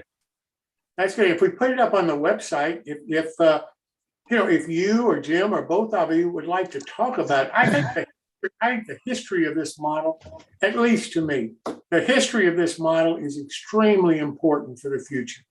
You know, when are we going to get another opportunity to see somebody currently build a model of this historic proportion? I'm not sure we will. And I'd like to take advantage of this every way that we possibly can come up with, because to me, this is not just learning a skill to build a model. This is going back in time and history and really learning how a person created the kit that we want to build today. And then Jim Murphy is showing us exactly how to build it. I think that's phenomenal knowledge. So, you know, I'll be glad to have it put up on our website. But David, if you or Jim or both of you would like to, you know, at some point during this segment here that we're doing, at some point talk about, you know, and bring forth how he created this model out of thin air. I'm happy to do something like that. As I said, I think the best place to go, and you will feel like you're having a conversation with John Armstrong about this, is to go to the article he wrote, which is about as far from a stock, let me tell you how I built this structure as you can get. It talks about the painting, it talks about his backwards engineering, it talks about his Imagineering, and one of the things I can do, and this I got to dig this up, we've received probably 8 or 10 different modelers who have sent in a photograph or photographs of the models that they have built from this kit. And each one of them has found a different place on the layout and a different, if you will, mounting or base on it. John Armstrong's was somewhat tortured because he had a limited space. And if you back away from it, it even has some elements of implausibility, but he made it work and made it look right. Everybody has done it a little bit differently. And I think that's really cool because that is yet another aspect of the creativity that individual modelers can have of what starts with as being a very imaginative model already. I couldn't agree more with you. I'd love to see the pictures. If you'd consider maybe doing them during one of our My Bill segments that we do, maybe the one on May the 18th that Phil is going to be running, I think that would be phenomenal. Because again, you know, when Jim and I talked and he said, "Do you know what the size of this is in O scale?" I said, "Nah, I don't know, a couple of feet. I have no idea." He said, "Well, it's this and this." And I think, "You got to be kidding me." I mean, you know, for some people, that's most of their O scale layout. So, you know, showing how modelers have taken the kit and modified the kit to fit the available space on their model, I think that would be fantastic. And I hope that you would be interested in doing that, Dave. It'll take me a little while to put it together, but I will try. That's fantastic. Well, listen, thanks so much, Jim and Dave. I appreciate your presentation this evening and look forward to seeing you next week. Very good. Thank you, Jim. Thanks, both of you. And now I'd like to turn to something that's close to my heart. It's the My Build. It's what you all are doing. It's how you're doing building your models and the fun that you're having and the things that you're experiencing and that you're willing to share with other modelers. to me, that's what that's a major part of what this is all about. So with that said, we have a sponsor for this, and it's Dan Darty's company, or Dan and Amy Darty's company, and here it is.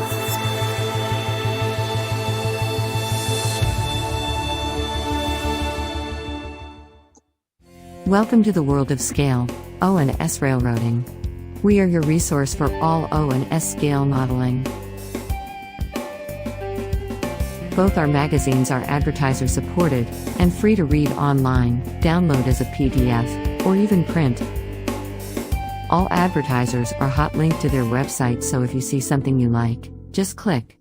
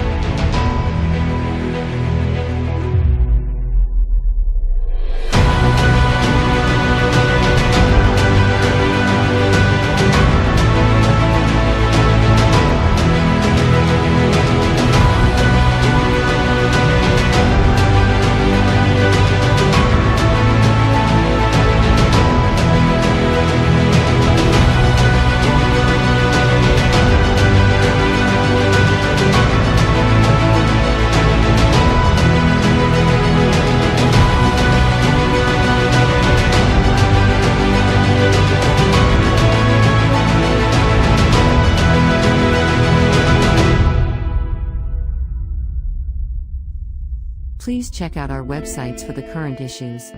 All back issues available free for the O-Scale resource and the S-Scale resource magazines. And, if you are a manufacturer, distributor, or retail establishment, please contact us through our website for advertising opportunities.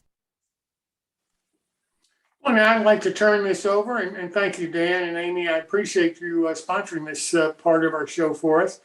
But I'd like to turn this over now to Chris Kors, who moderates this for us each month. Chris, welcome, and I'll turn it over to you, sir. All right, thanks, Jim. Go ahead and pull up the slides here. Move this out of the way. There we go. Should there? All right, there we go. All right, welcome to my build, April 13th, 2022 episode.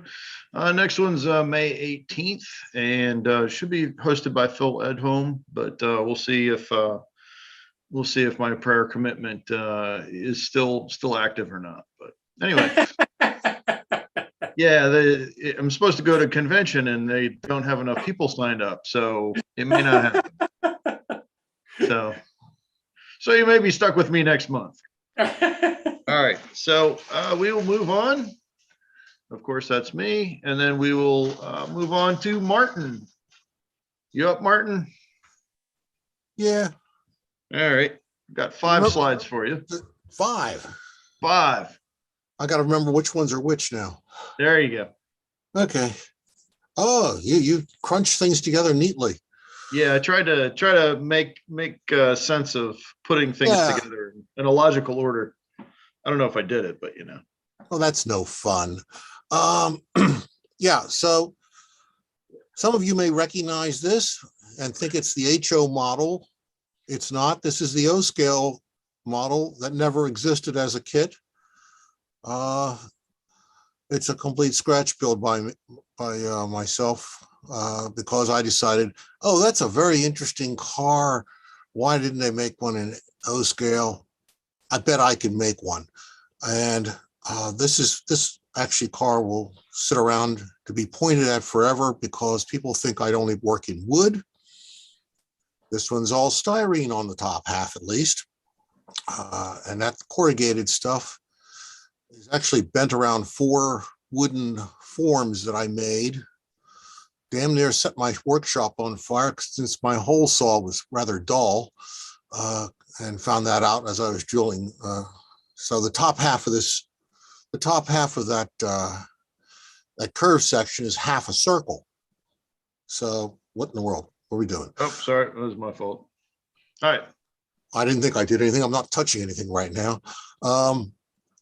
Yeah, so the top half of that end is half a circle. So I cut those out with a hole saw, and it's fascinating watching the pine almost burst into flames on the drill press.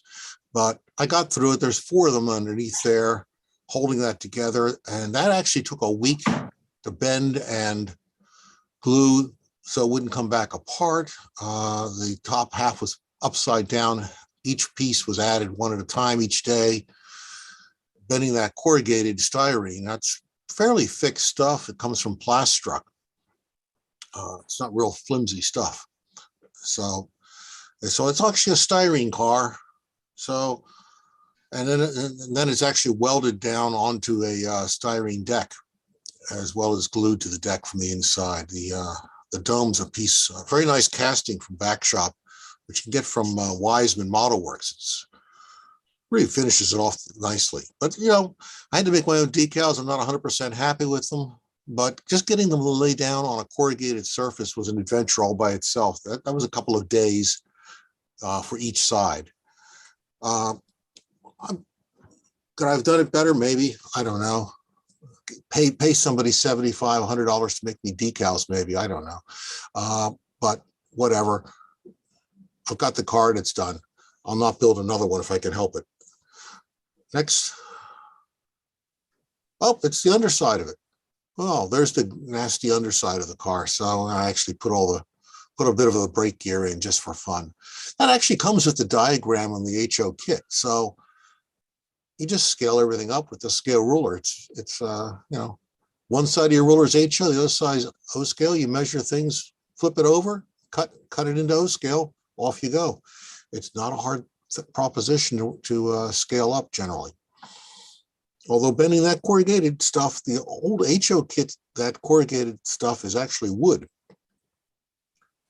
And very, very thin, and I suspect it bends very, very easily. I didn't even try. I was afraid to handle it. I thought I'd break it. Okay, next. Oh yeah, so I picked up, I have a penchant for vinegar and pickle cars, and I picked up a rather beat up old vinegar car, and I totally rebuilt it just for fun.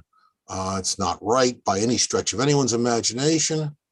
I could show you a picture of what this car should really look like, and it's 1,000,000% more detailed. But I had fun rebuilding it. That's a solid tank. It's a solid piece of wood with individual boards that somebody glued onto it. The hatches are wrong. One of them was missing. I made a copy and cast it in resin, so I'd have two cables that added. It was actually all heavy copper wire wrapped around it and twisted underneath. There was about a 2.5-inch long wood screw holding that down onto the deck. But it was a fun thing to do. It was a quick rebuild. And those are dry transfers, actually. So I could get them in red, but I couldn't get them in blue. Blue would be correct with a little bit of a white outline. Finding decals for this car are virtually impossible now. Next, more fun. Oh yeah, so I was cleaning up my shop a month and a half ago, getting ready to go to the Harrisburg all-O scale meet. Like anything that wasn't nailed down was going to go in a tub if I could get it into the tub to get sold. And I pulled down a box I've totally forgotten about that was up on top of the cabinets. And there inside, I found the leftovers of these two kits, plus a whole bunch of other bits and pieces. This is a milk station kit that I used to sell. Once upon a time, I actually sold kits.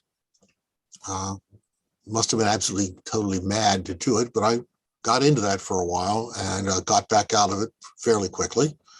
I'll leave that to Chris. That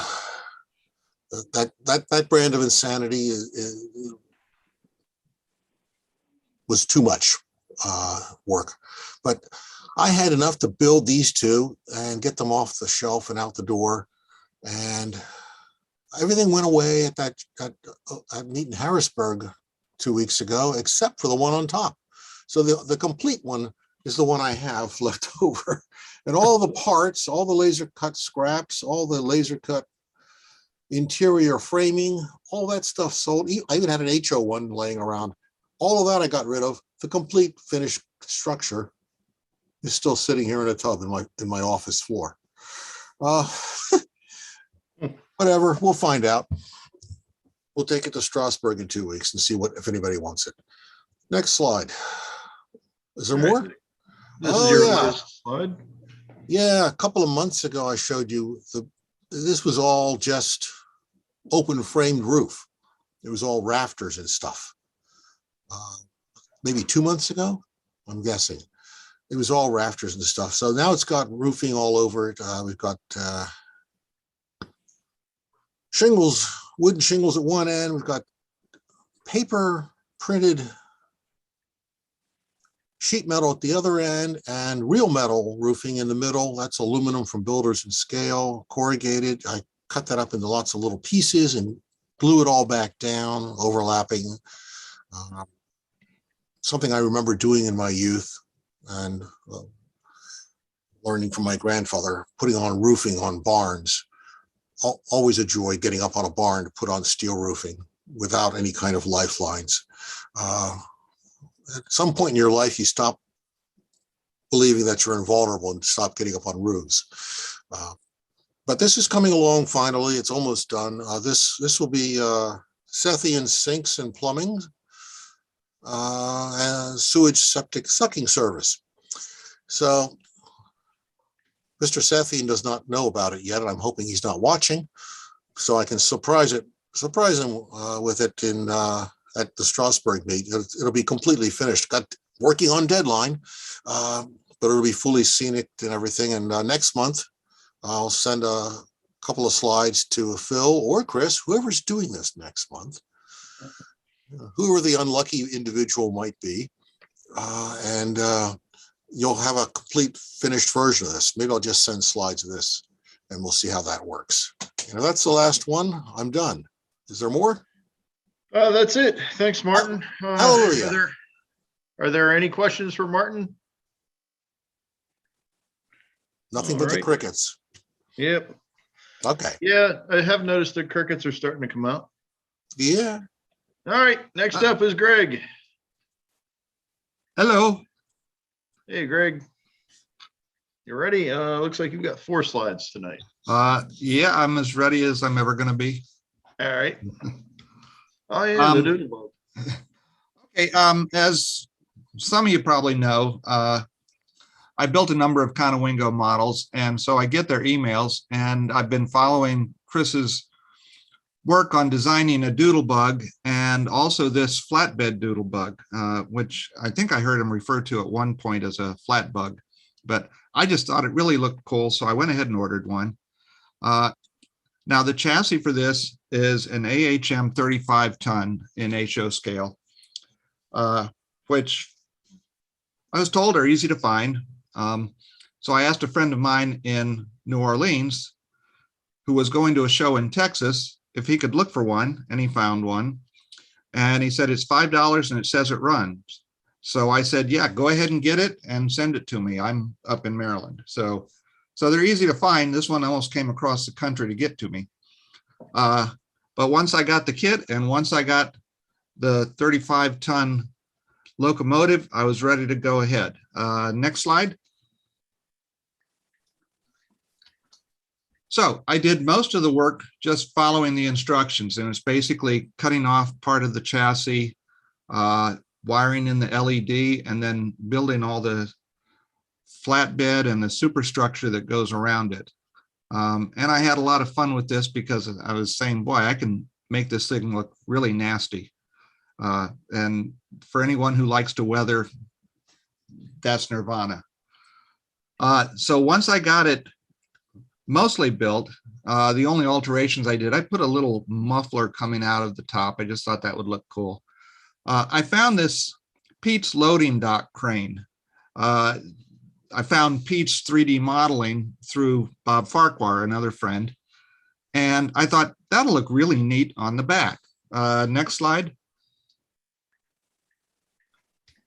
So I put it there. I finished up the front of it, put the bell on and weathered it and put the LED up in the headlight. And then I took the crane and weathered it and I painted the boxes and mounted all that on the back along with the toolkit that comes in the kit or tool chest. Let's go to the last slide. And then I went ahead and put the stake beds up. Of course, they're all beaten and battered because I guess the guy doesn't know how to use this crane. Then I ended up putting it together with the Conowingo caboose that I had built a year or two ago. And I think they look really neat together. And the cool thing about this, it does run. It makes a lot of noise when it runs. It has a broken gear and the motor is really noisy. So it really sounds appropriate when it runs. And that's the end. All righty.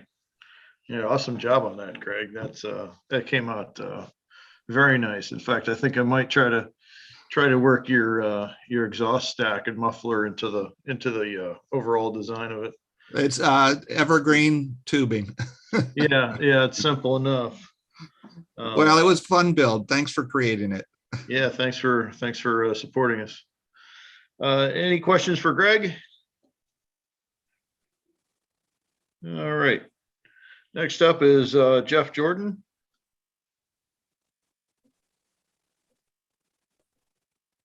You up, Jeff? Yep, I'm here. There you are. All right, looks like you've got 2 slides tonight. Yep.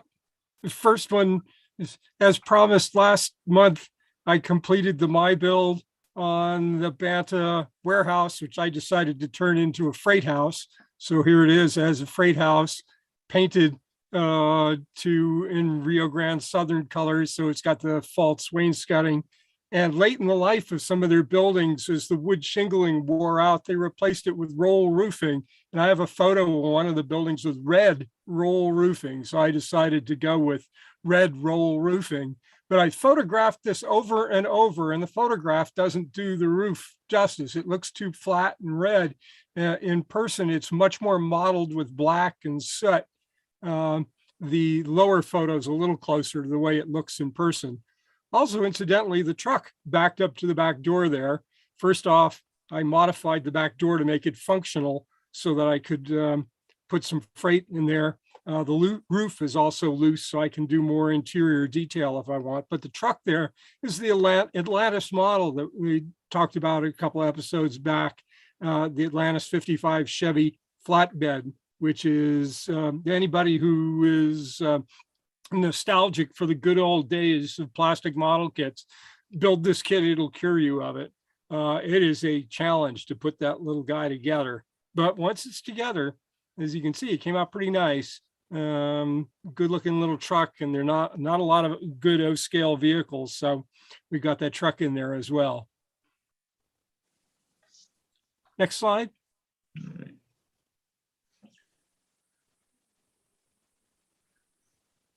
Here we go. The photo on the top is one of my favorites. It's taken in Ridgeway Yard in the Rio Grande Southern when they found out after they wrecked their rotary snowplow that a bulldozer would do just as well. And so there's the bulldozer on a flat car waiting for the winter. And I wanted to have one of those. And finding a bulldozer was a little bit of a challenge, but I discovered the Tamiya Japanese naval bulldozer, which the Japanese used during the Second World War to build airfields in a hurry. And if you take off the Japanese markings, paint it yellow, make some very minor modifications, it turns into a really convincing little bulldozer.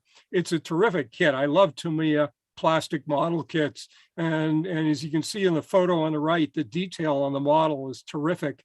Not just the louvers on the hood and the rivets and so forth. Notice how the tracks slump between the rollers. That's all in the kit. Beautifully sharply molded kit, glues together terrifically. And so all I had to do was paint it before assembly yellow. And then as I went ahead, weathered it to get a little wear and tear on it. It needs a bit more junk on the flat car, but I'm pretty happy with how close I came to the photograph. Now I'm looking for a steam shovel to put on another flat car behind it. It's a terrific kit. Really like the Tamiya kits, and I couldn't be happier at how that little bulldozer came out. Yeah, that definitely came out very nice. That's I would not have suspected that was Japanese. If you read on the grill on the front, it says Komatsu in very tiny lettering, but the kit actually comes with Japanese insignias and so forth. I just left those off. And of course, the Japanese naval model would have been gray, but painted typical bulldozer yellow, weather it up. And I just, it's not identical to the one in the photograph, but it's awfully close. And it fits. It fits a Bachmann. That's a Bachmann 25-foot flat car too, and it fits right on there beautifully. Nice. Any questions for Jeff? All right. Well, thanks for sharing, Jeff. Now we'll move on to Alan Rogers. Oops, I should have placed his picture on the other side. That's all right. Appreciate you hosting me tonight. Yep. So about 2 months ago, I really wanted to build a Victorian stick Gothic church. And I just Googled Victorian stick Gothic, and this little parish in Ocean City, Maryland popped up. That's I thought it was Chris's neck of the woods, but it's way across the state from Chris. And it's at that point I realized how big Maryland is. I didn't realize that before. But the parish is St. Mary's Star of the Sea Catholic Church, and it was originally founded in 1877.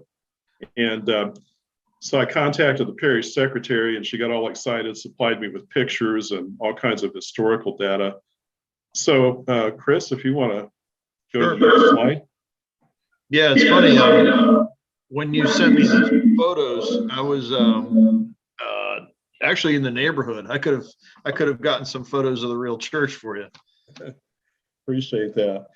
So what you're looking at on the left is a postcard that was printed around 1912. And so that was the era I was trying for, 1908, when they added the bell tower. And this is how it would have looked about that era. So that's my model on the right. And I took it out to the area between Bakersfield and the Tehachapi Loop to photograph it. I used a laser engraver for the walls, roof substructure, and the windows and doors. And then I used my 3D printer for the Celtic crosses, the front door portico, the Roman arches and the bell tower, the bell apparatus itself. Incidentally, tried printing the Roman arches in one piece, and 3D printers are a real pain, as everybody knows. And I ended up with these weird shapes that looked like Roman ruins. So I finally redesigned them in 4 different pieces with mitered corners where I could just kind of glue them together, and they turned out well then. So if you want to go to the next slide. Sure. There we go. That's better formatting. That's the back of the church. And then on the left and then on the right, that is the model at the Tehachapi Loop. So that's pretty much it, Chris. Yeah, it's a really nice structure. That's interesting find there.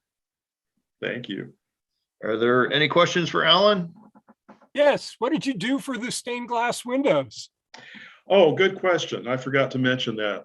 All I did, I had to basically borrow some stained glass from all over the web. And I just got in Adobe Illustrator, imported the pictures, and I printed them to the proper size on just a regular piece of copy paper. And I used a glazing material I cut out with a laser engraver, and the paper is actually cemented over the glazing with that Tester's window maker cement. So that's how I did that. Yeah, I know. I've been searching for a good way to do that. It used to be, if you dig through some of the older kits, they use basically what do you call them? Projector overlays stuff, and they're printed on there. Chris, I did some on a similar model, and what I ended up doing was used the computer overlay stuff, or the overlay material you can get, the slide material. They still print that at Kinko's, and they have real high resolution printers. And you can go find stained glass on the internet, copy it, put it onto a PowerPoint slide, scale it so it'll fit in the window, surround it all with black, and then send it off to them to print. And you can put them in, and they come out really good. I'll show you guys a picture of them, show you how well they come out when they're backlit. Yeah. Hey, Alan, this is Greg. I think you did a fantastic job on the church, especially considering you had to design it and build it. I think it's fascinating that somebody from California thinks that Maryland is big. Well, thank you for your compliments. By the way, I forgot to mention, this is a thriving parish community. The building really doesn't look that similar to this anymore, because over the years they've done all these remodels, and they've expanded the walls out. The bell tower is still there, but it's basically been swallowed up by the building expanding on all sides. And incidentally, they tried to go for a National Historic designation, and they can't because they've altered the building too much from the original. So, but it's a thriving parish. You know, they've got a lot going on there, good website and everything.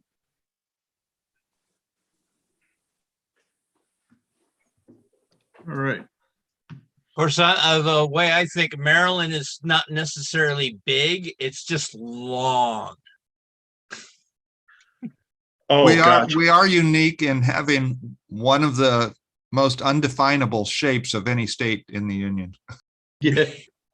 Yeah, I think this is what it has, like there's something weird about the coastline. There's more coastline than is it California?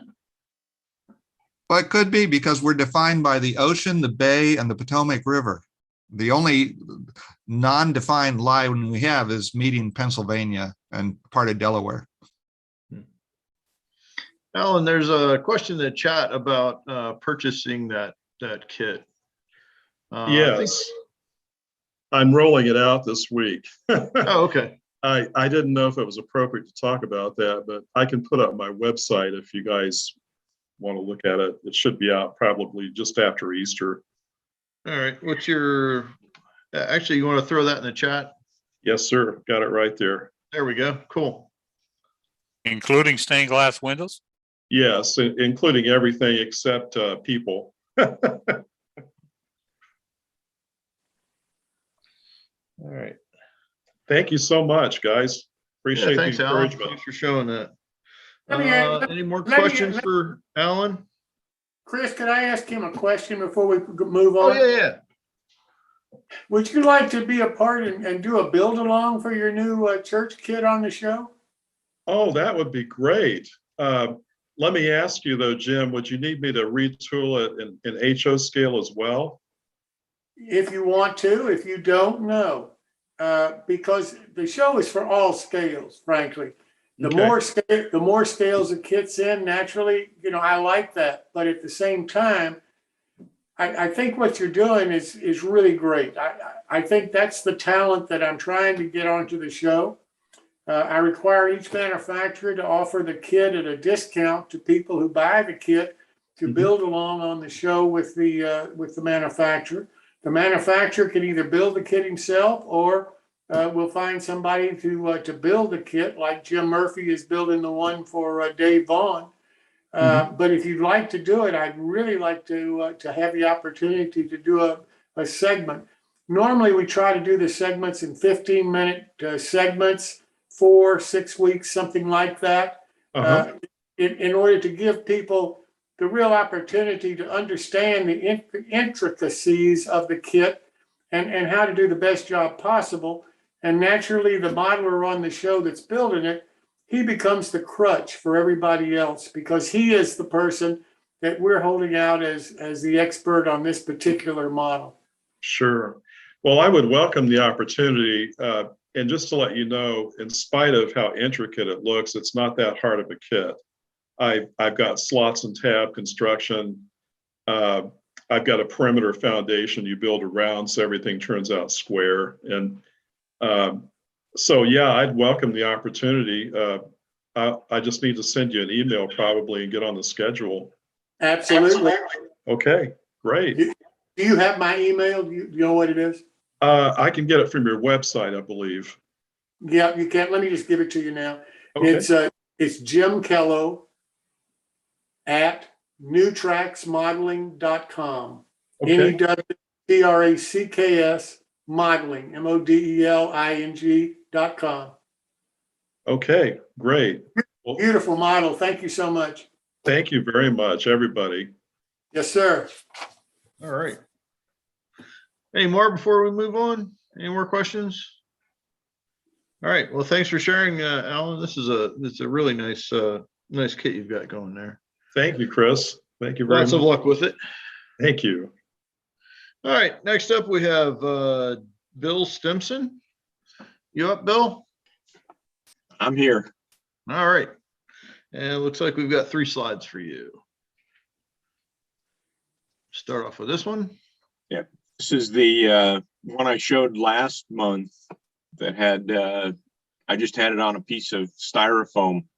Now I've put all the buildings on the, and kind of sceniced it a little bit and added a few, like the well that, I don't know if you can see the well there back by the houses, and there's a couple of outhouses. Yep. Next slide. All right. There's some views of that same thing. The top 2 are just different views of that. The bottom 2 are the Pepito's Pinto factory that I've started building. The boiler that you can see on the left is actually scratch built from styrene. Oh, okay. The rest of the buildings are all styrene. All right. What did you say that is again? Pepito's Pintos. Oh, okay. Oh, is that the? It's from Tom York's sketchbooks. Yep. What is that like a distillery? No, it oil and dry pinto beans to sell. Oh, okay. Yeah, it was Tom York's homage to the joys of eating a lot of beans. Or joys for that? It's called relief.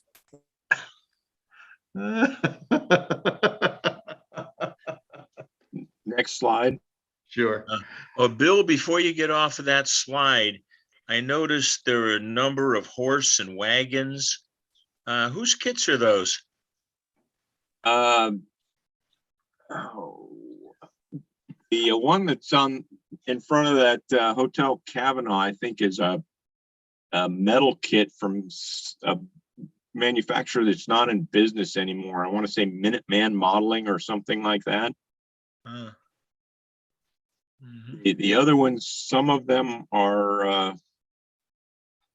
Rusty Stumps, I think was one of them, and RS laser kits. No, very nice. Thank you. These are all in N scale.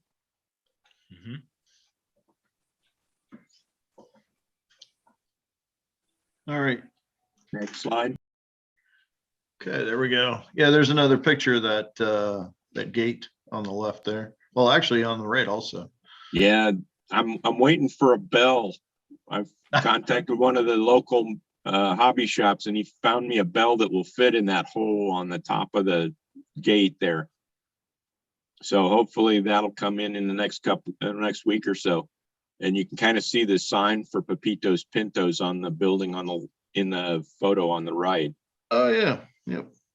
And then the picture on the bottom is the next one. I tend to keep 3 or 4 things going because if I get bored or I get stuck because something's not working. So the one on the bottom is a mine from an old narrow gauge and short line Gazette.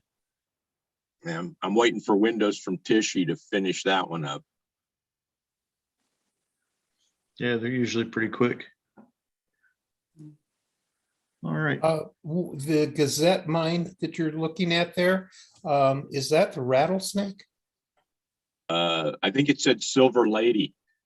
Oh, okay. Okay. Back in the 70s or 80s, I think. Yeah,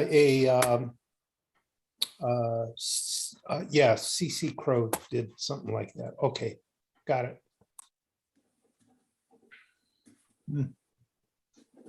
Very neat. Very neat. Are there any questions for Bill? I was lucky enough, it's Clark, by the way, I was lucky enough to see this model live last month in Phoenix. All right. Is that in Arizona, Clark? It is. I just wonder. Yeah, and I've been building, I just haven't worked on it for a while, but I've been building the hotel here from this, and I've got to really tip the hat here. He's done a wonderful job of reproducing the buildings out of that sketchbook. Just outstanding. Well done. They look beautiful. Yeah, very, very neat. Very, very unique in comparison to what a lot of other product or a lot of other things you see out there. Yeah. All righty. Well, thank you, Bill. And we will move on to Rich. You up, Rich? Yes, sir. All right. You ready? Looks like I've got 5 slides for you. Remember when you did this one on, was that railroad line forums? Yeah. I've always liked the looks of the wood tabs that people put on Porters and other engines, so to make it look backwoodsy, rather than mess up one of my own. Vern and I went to a show up in Rochester in November of 2018, and I picked up play art switcher engine that had that plastic shell on with a red roof. So I took that off and decided to put on a wooden cab and front. First of all, I'd like to tell you local people that are familiar with these engines, I'm not a local person and never was. So if I name a part of this engine incorrectly, please chime in and tell me what the real name is supposed to be. In building that, the top picture on the center shows the motor exposed with the metal weight. I built that wooden framework and I needed some extra weight because I cut a piece off of that weight to fit under the boiler. And in doing so, I thought maybe I didn't provide enough weight. So I added some BBs and I epoxied them together to provide as much weight as what I had to remove. And I needed to fit the boiler over that weight. So that's how I ended cutting that off before I constructed the wood cab.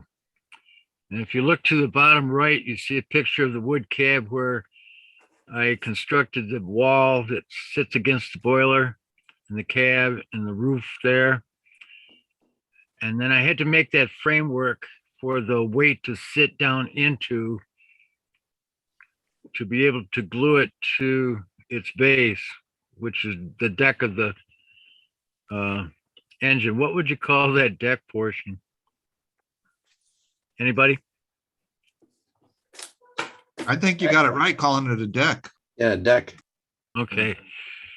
And the picture in the middle shows what parts I took from my parts box in order to complete this. On the very left, that white was a glue. It was part of a glue tip pencil or pen. And I cut that piece off, which is below that, shown in that picture, to mount under a metal headlight that I bought from Russia. I looked all over the internet to try to find a headlight, and I needed a metal one big enough to fit over the bulb that shows in that lower right photo. And then the stack was made from a top of a glue tip, another form of a glue pen, and it was tapered just enough that it would make a nice stack. So I cut off, and the two pieces I cut off of that are above that. So that's that other little white skinnier tubing. And the next portion is it was a piece of rubber, and I cut a round circle out of wood, put on top of that. And then I'm not sure what to call that part where the bell and whistle are sitting. What do you call that? The steam dome. Steam dome? Yep. Sand. I made that from a piece I cut off of an ink tube that came off a drafter's pen, Kohinoor drafting pen that has ink in it all the time. So I emptied that ink out and cut a piece of that off, and had to cut the bottom of it to fit over the tubing for the boiler. Now that brass piece that you see was the piece I had to remove from a round piece of brass. And that round brass tubing I was a surveyor for 30 years of my life, and we always used Topcon hand levels, and they were made out of brass. Well, I dropped mine one day at work. The glass vial didn't work any longer, so I decided, well, I'll hang on to this, see if I can use it someday. So I took it apart, and then the inside sleeve was just big enough to use for that boiler. So I cut off that portion that you see laying in front of it, and I had to cut that off in order to fit over that metal weight on the deck. And once I did that, I glued on some wood to the metal weight on the sides of it so I could glue it to the inside of the boiler. Let me tell you, that was a tedious process, but in all of building of this, I never knew if the engine ran, and all this work I put into that, I didn't even know if it was going to run. And so after when I got done, I set it on the track, hoping and praying, and it did. It ran down the track really nice. So got myself a backwood engine. And I also built that tender car on the back. You have another picture of that? Let's take, yep, there we go. I added some tools to that, some chopped wood, and there's a cal scale made a water pump, and I used the hosing from that to put on that. And then I wrapped around some string, and the thinnest string I could find to make it look like a hose. And there's actually a fireman and an engineer in that cab. I drilled some holes in that boiler and put on those stanchions and the brass wire there also.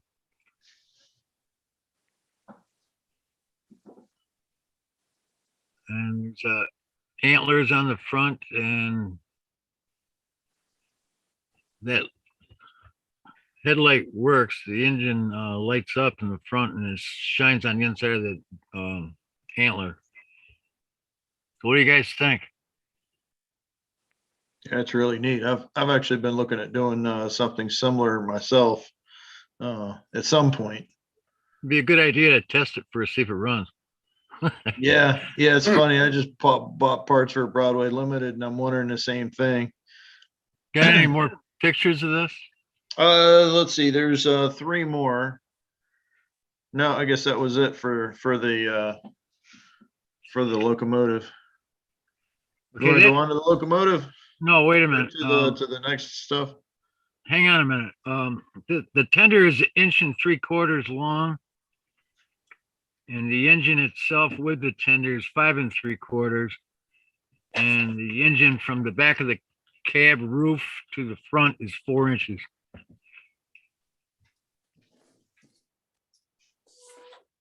All right. That's all. What scale is it? HO. HO, okay. I don't do anything other than HO. That's it for me. I see.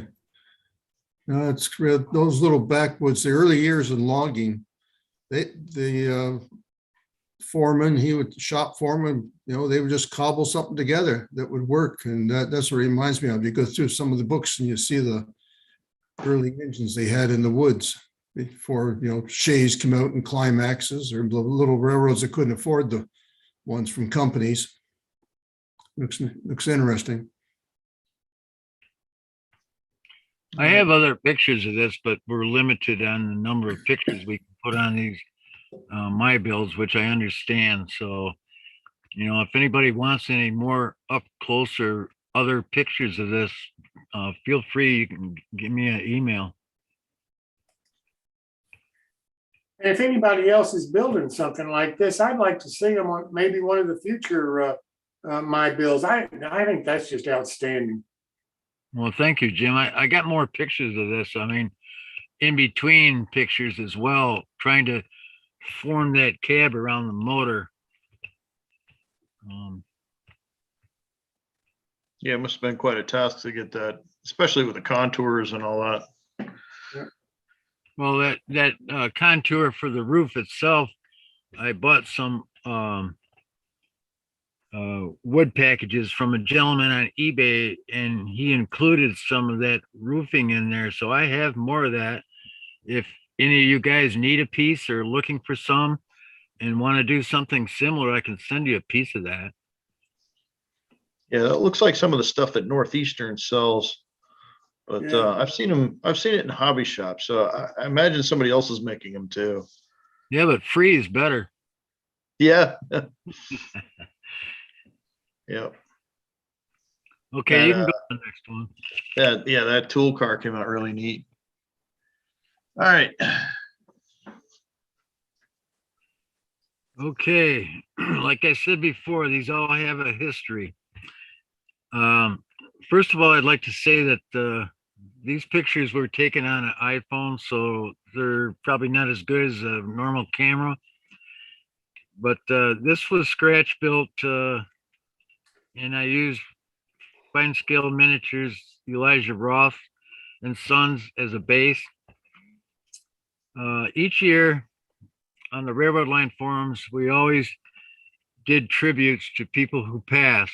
And this one in particular was, if you look, that building on the left, if you can't see that, it says Willani Lumber and Mining Company.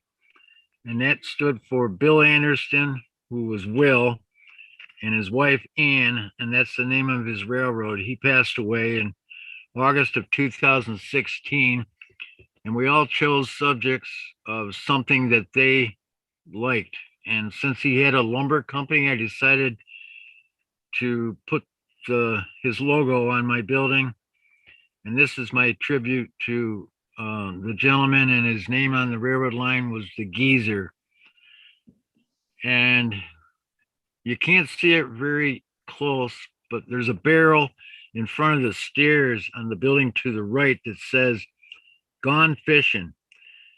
And since he passed, I put that in the barrel because fishing was his other hobby other than model railroading. And each evening, well, see, details like this matter when you're building a tribute to someone. Each evening on the railroad line, they would have an on 30 forum, and they would always fictitiously say, "Hey, would you share a glass of the red or the white with me tonight?" So I put a barrel up there of wine, and the guy on the bench sitting next to some bottles and cases, some are painted green and some are painted red. And he's grabbing a bottle of the red out of the box. And then there's a guy walking up the stairs. You can't see him really close, but he's carrying a case of empty glasses so he can fill them for the rest of the guys that are working in the courtyard. And there's a gentleman in the building on the left using the facilities while the guy's putting some lumber on the outside. And that's a storage barn for lumber. The shingles on that are cedar shingles glued on one by one. And the walls were made out of board and batten, and the painted light brown color on that building on the right is Tamaya Buff XF 57 Tamaya paints. Let's see what else.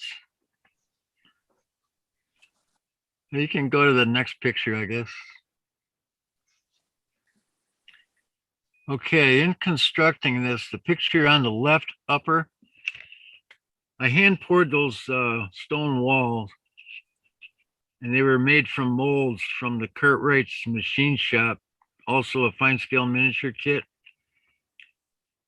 The water wheel itself, shown in both photos, is almost the same size as the one that's in this kit, and that wheel was also made by George Celios for the McKinsey milling kit, which is a 2-inch diameter wheel. Now, my wheel was not metal. I made that out of wood by myself. And what I did was, you guys have seen the black plastic tubing or water pipe. It's about 1.5 inches in diameter. I cut a 1/4 inch off of a piece of that black plastic pipe. And then I hand cut with an X-Acto knife, because I didn't have any circle cutters, the round wood pieces on both sides of that. And then I put strip wood across it, and then I put NBWs on it. And the paddles were all little sections of wood that I cut and glued to that inner PVC pipe.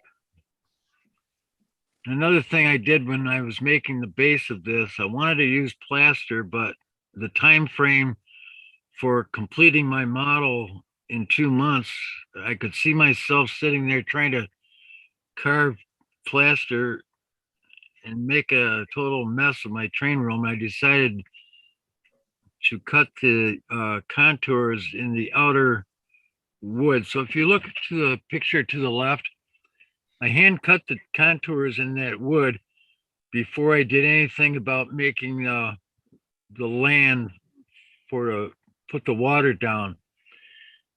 And deciding against to use plaster, I got the brainy idea to use clay. So I hand formed the clay in that upper left photo, and I let it dry for about a week and pried it up, glued my walls together to that pink foam, put in the water wheel, and I couldn't believe that I put that clay back and it didn't shrink one bit at all. And the picture on the bottom is after I put some ground foam on it to cover it up, and I poured two layers of water in there. That's not the finished layer of water yet. But to this day, that is hardened and never shrank at all. So just keep in mind that there are other forms of products you can use for land. Clay worked really well, and I think I'm going to try it again someday. Okay, you can go to the next. All right. Okay, so the picture on the left shows my walls put together. My creek is finished at this point. The wheel shows water pouring out the bottom of that. I went to the internet and took a picture and sized it down and glued it on the bottom wheel paddle to make it look like water flowing off the wheel. Wow. I would not have thought that at all. I've also done that to culverts too. If you take a picture of water flowing out of a culvert and you got something that looks like that tunnel on the stream there above the rowboat, you could also put a piece like that in there and it looks like water pouring down into the stream, but my stream's flowing in that direction, so I couldn't do it there. And that's a Jordan Highway Miniatures truck over on the right, and the guy's putting his wood in there. I didn't show a picture of the two guys out back, but the guy in the middle just cut down the middle pine tree, and this guy over here is chopping it up.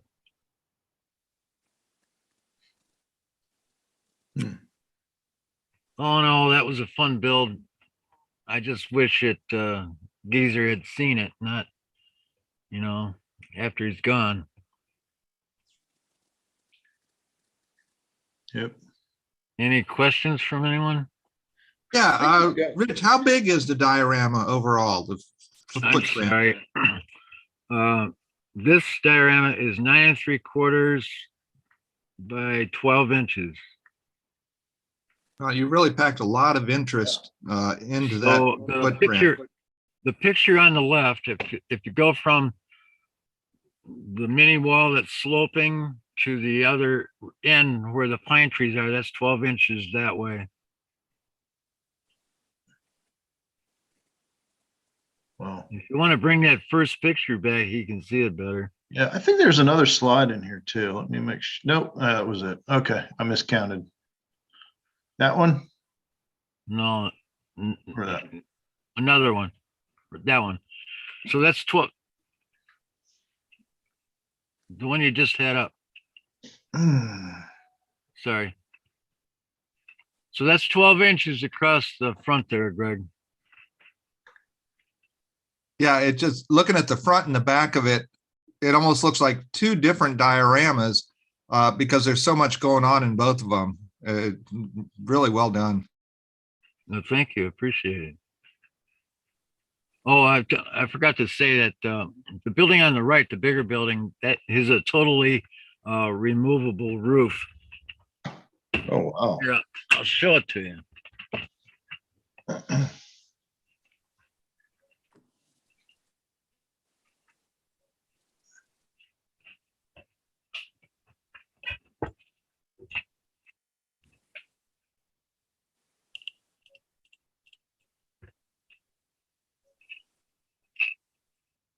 Wow.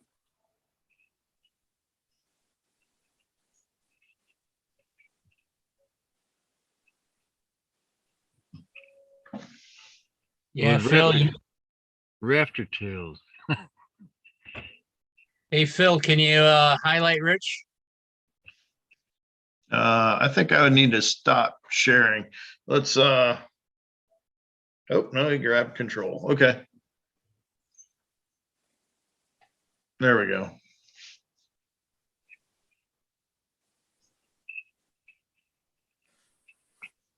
When I make these roofs, you see that tape in there?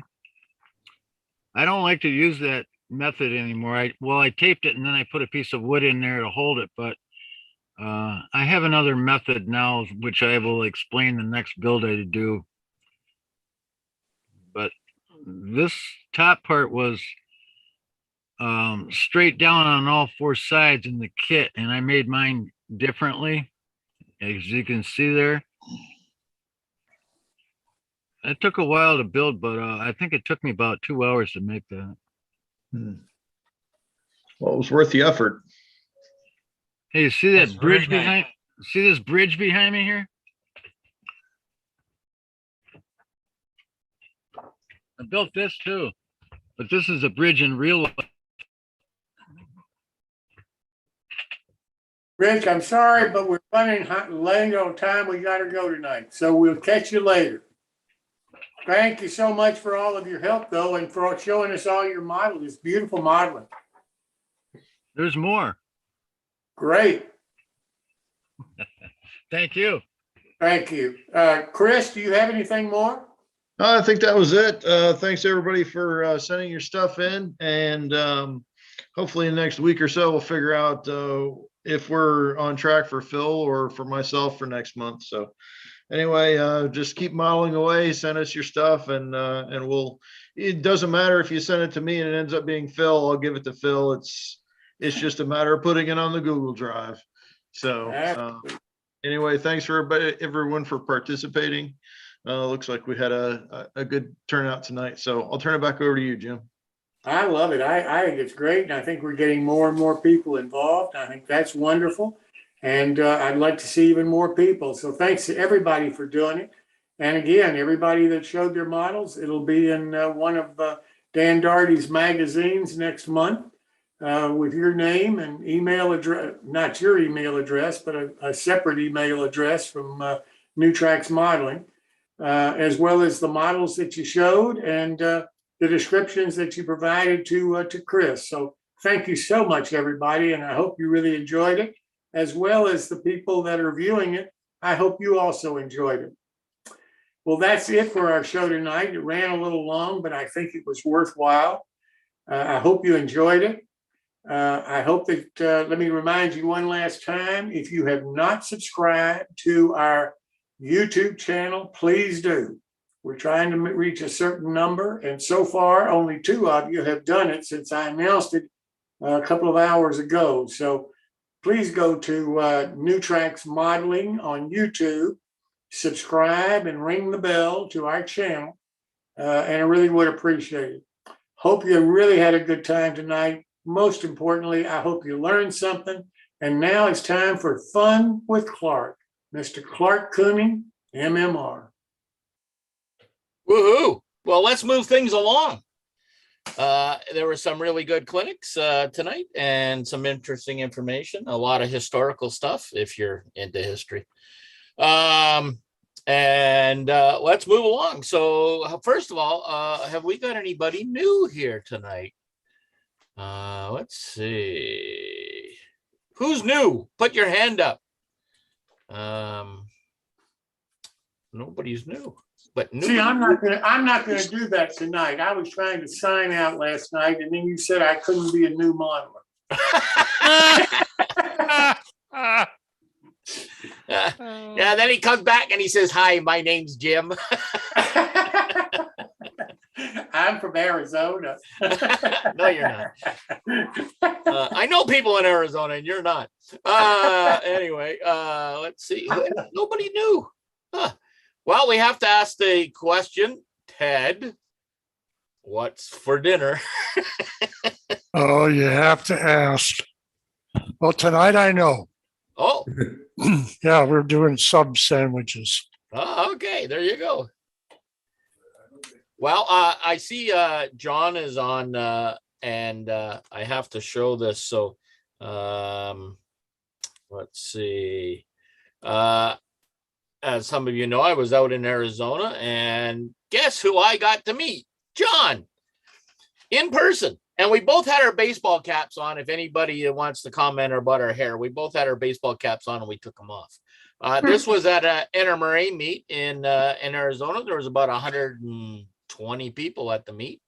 And I got to meet John in person, and he's even a better guy in person than he is on Zoom. So thanks, John. Good talking to you. Good seeing you there. Yeah, it was fun. And yeah, we had a lot of fun, and there were some really good clinics at that meet. And if you're not an NMRA member or you've been thinking about it, get out to a local division. There's a lot of great information, a lot of good guys in modeling. One of the things that we talked about at actually at that meet and at the local club was how limited sometimes we are when we get into a local club, and they don't really expand their horizons. And I think you have to get out and learn. There's a lot more than just the way one club does it or one area does it. I think you really have to get out and go to shows and see different things to really appreciate all the different ways things are being done. Somewhat what we do on the Zoom show here. Hello? Hello? Crickets, come on, you guys. Jump in. Oh, creak. Hey, Clark. Yes, sir. Did you get down to the state capitol? I did not. We were busy with the house, so when we come down for basically the winter and in the fall, I'll be able to have a lot of time, and I'll be able to get over there, and maybe I can check in with you when you're coming down. Sounds good. Great. Yeah, and I got a nice note from Jess too, so I'll keep in touch with him and a couple of the other guys from the division. So. Clark, does this mean you're going to be spending some time in Arizona and get away from our beautiful Ontario winters? Yes. Yes. I wonder why, eh? Well, our snow up here, we've had rain for the last 24 hours, and it's almost gone. Oh, okay. So I thought you were going to get snow. I know Winnipeg's got a yeah, ton of it. we're probably gonna get a little bit Sunday, Monday, but won't be much. It'll be gone. So Easter surprise. Yeah. One of our neighbors out cutting his grass yesterday. Well, you people in the banana belt. I know. Hey, my wife told me that I have two faults. One of them is I don't listen, and then she's nattered on about something else. I don't know. So yeah, and so Martin scratching his head. Martin, Yeah, you wanted to jump in or say something? no, it was only about it broke 80 here today Oh, nice. Okay. in Virginia. Yeah. I had fire in a fireplace Sunday on Sunday. Yeah. Yeah. Have you Up and down, up and down, up and down. Yeah, have you guys had any problems? Well, that's spring kind of, but have you guys had any problems with their tornado warnings out down there? No. It's more in the central. I think central US is really getting the warnings. So Nothing here yet. Yeah. Hey, Clark, you might want to highlight Ted. I just saw the sub. Oh, well, we don't want to drool. There he is. Nice. Did you bring enough for everyone? Yeah. Yeah, but the last time Afraid somebody not. did that, do you know how long it took me to get the sauce off the inside of my computer? Gets all over the keyboard. That's right. Hey, Clark. Yes, sir. Yeah, I'd like to show something to Ted. Yeah. Ted, no, may not be enough light. Let me see. Let me turn the light on here. Uh-oh, what are you building? Explain it to all of us. Well, Ted gave me these touch buttons. Let's see if I got it down where you can see it. Yeah, we can see it. There Right it there. is. Yeah, right there. So you just touch them, and of course they go high, low, or low, high, and or high, low, high, whichever way you want. But I made a little PC board and mounted 6 of them on it. They work great. Uh-oh. So Ted So now, John, you're making me regret I gave all those to you. I don't know how many there were. It must have been 40 or 50 anyway. So No, I think it was only about 25. But was that what it was? I don't know. I Anyway, remember. they work great. So you +5 and ground and then a signal. So put a little connector on the back. The idea is to lean it over the edge of the bench and have it rest on the fascia and just be able to, you just touch them and they toggle the turnouts. So neat.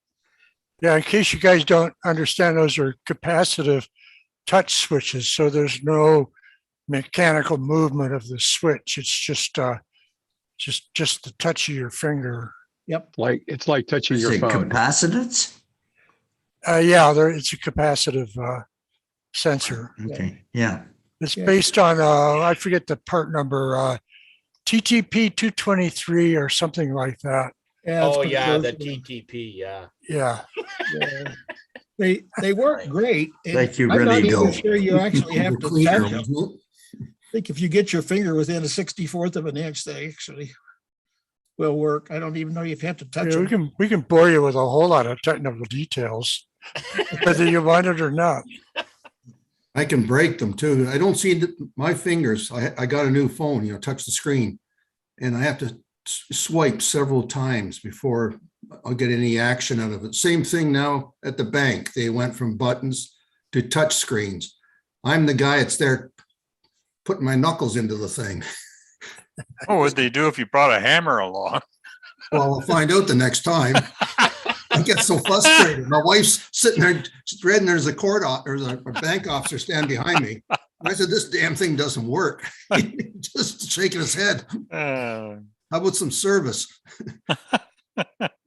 Service? You have a machine, sir. Yeah. Same thing. All the stores are going, they're not having any cash people. So then you have to use all these machines. I'm just not It's getting self-serve, just like the gas station. and I'm not getting along with them. Yeah, but that's the nice thing about technology is you just learn it and they come along and change everything. That's right. Well, yeah, that's what they did in my bank. They changed the interface on the machines within a couple of months, twice. But this is a much more interesting view of technology. I mean, do you guys remember a day when you drove into a gas station and there was a hose laying across and you drove across the hose and people came out and they checked your oil and they checked your tires and they washed your windshield and they filled your gas? Good old touch. Eh? Yep. Yep. And, do they do that anymore? No. No. Who pumps your gas today? There's a station. New Jersey. But There's a guys, that's not the point. The point is, do you buy furniture at IKEA? No. If you buy furniture at IKEA, who does the assembly? You do. That's why you don't buy furniture there. And basically what's happened is, there's a whole thing we've got a huge thing about automation changing the world, but there's a huge change in terms of consumers doing work that used to be done by employees. I mean, think about it, those jobs, where did those jobs that used to be at a gas station of the guy who came out and pumped your gas, where did it go? Did it go to Mexico or did it go to China? It's an interesting question. That'd be a long. I think they went away completely. And by the way, you see the same thing applies when you start seeing this technology. Like you walk into a McDonald's today and they've got kiosks to order. Jeez. You walk into the grocery store and they've got self-checkout lines. What is all that about? It's all about something really simple. It's about eliminating labor. It's no different than taking cabooses off of trains and putting EOTs on trains. That was to eliminate the labor of the people in the caboose. Yeah, but what they've done is they've shifted that responsibility onto you, the buyer. Oh, and absolutely. you have to do it all.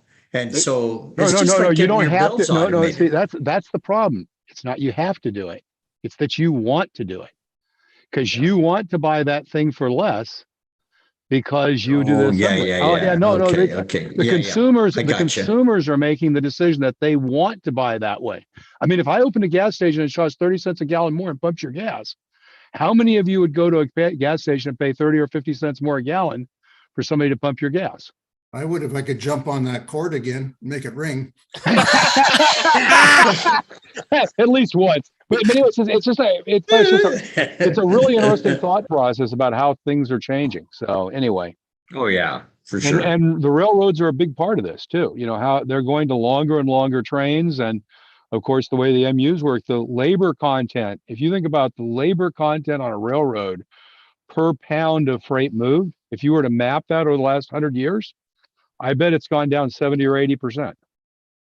And when you take into account the material handling, it's probably gone down by 95%. I mean, just think about shipping cars by rail. In the 50s, they were shipped in box cars. And to get 3 cars into a box car probably took you 10 minutes. Then they became the auto racks. And I used to work at GM. We'd load 10 auto racks, 3 levels high with almost 60, 70 cars. And they'd load them in 15 to 20 minutes. Because what they did was had vans.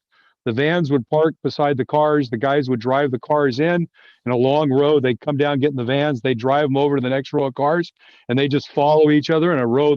And the cars were parked exactly in lanes that were the same length they go onto the train. So loading a train, the order of labor to load a train with cars to ship probably went down by 98% between 1950 and 1980. Just some interesting thoughts as we look at what we model about thinking about how that's changed America and society, that those fundamental changes. It's pretty interesting. Yep, I agree. That's it. I agree. So, all right. Let's see who else is on. Gary, how are you tonight? Very good. How are you? Not bad. Not bad. How was it in the even the warmer banana belt of Ontario? That was quite nice. Yeah. Beautiful day yesterday. Oh, it was rain today. Yeah. We had a beautiful day here yesterday until about 7 o'clock and it started raining. It was about, I don't know, 65, 67 up here all day yesterday. So it was really nice. How's the snow? Well, I have lawn. Oh, that's nice. And really just where it was piled up, that's the only snow remaining. So, but it's, we're getting another 2 days of rain, so it'll be gone. Yeah. And your grass will be green. No, not yet. No? We have to get the frost out of it. See, Clark, you really are up there. You're We really are. north. We are. But you know, when you think of us, I mean, we're not Winnipeg. Oh no. You're way south of that. Yeah. Yeah. But anyway, let's see. Who else have we hadn't heard from for a while? Can't see anybody offhand. All right. Well, Mr. McDonald, how was your narrow gauge meet the other day? It was very good.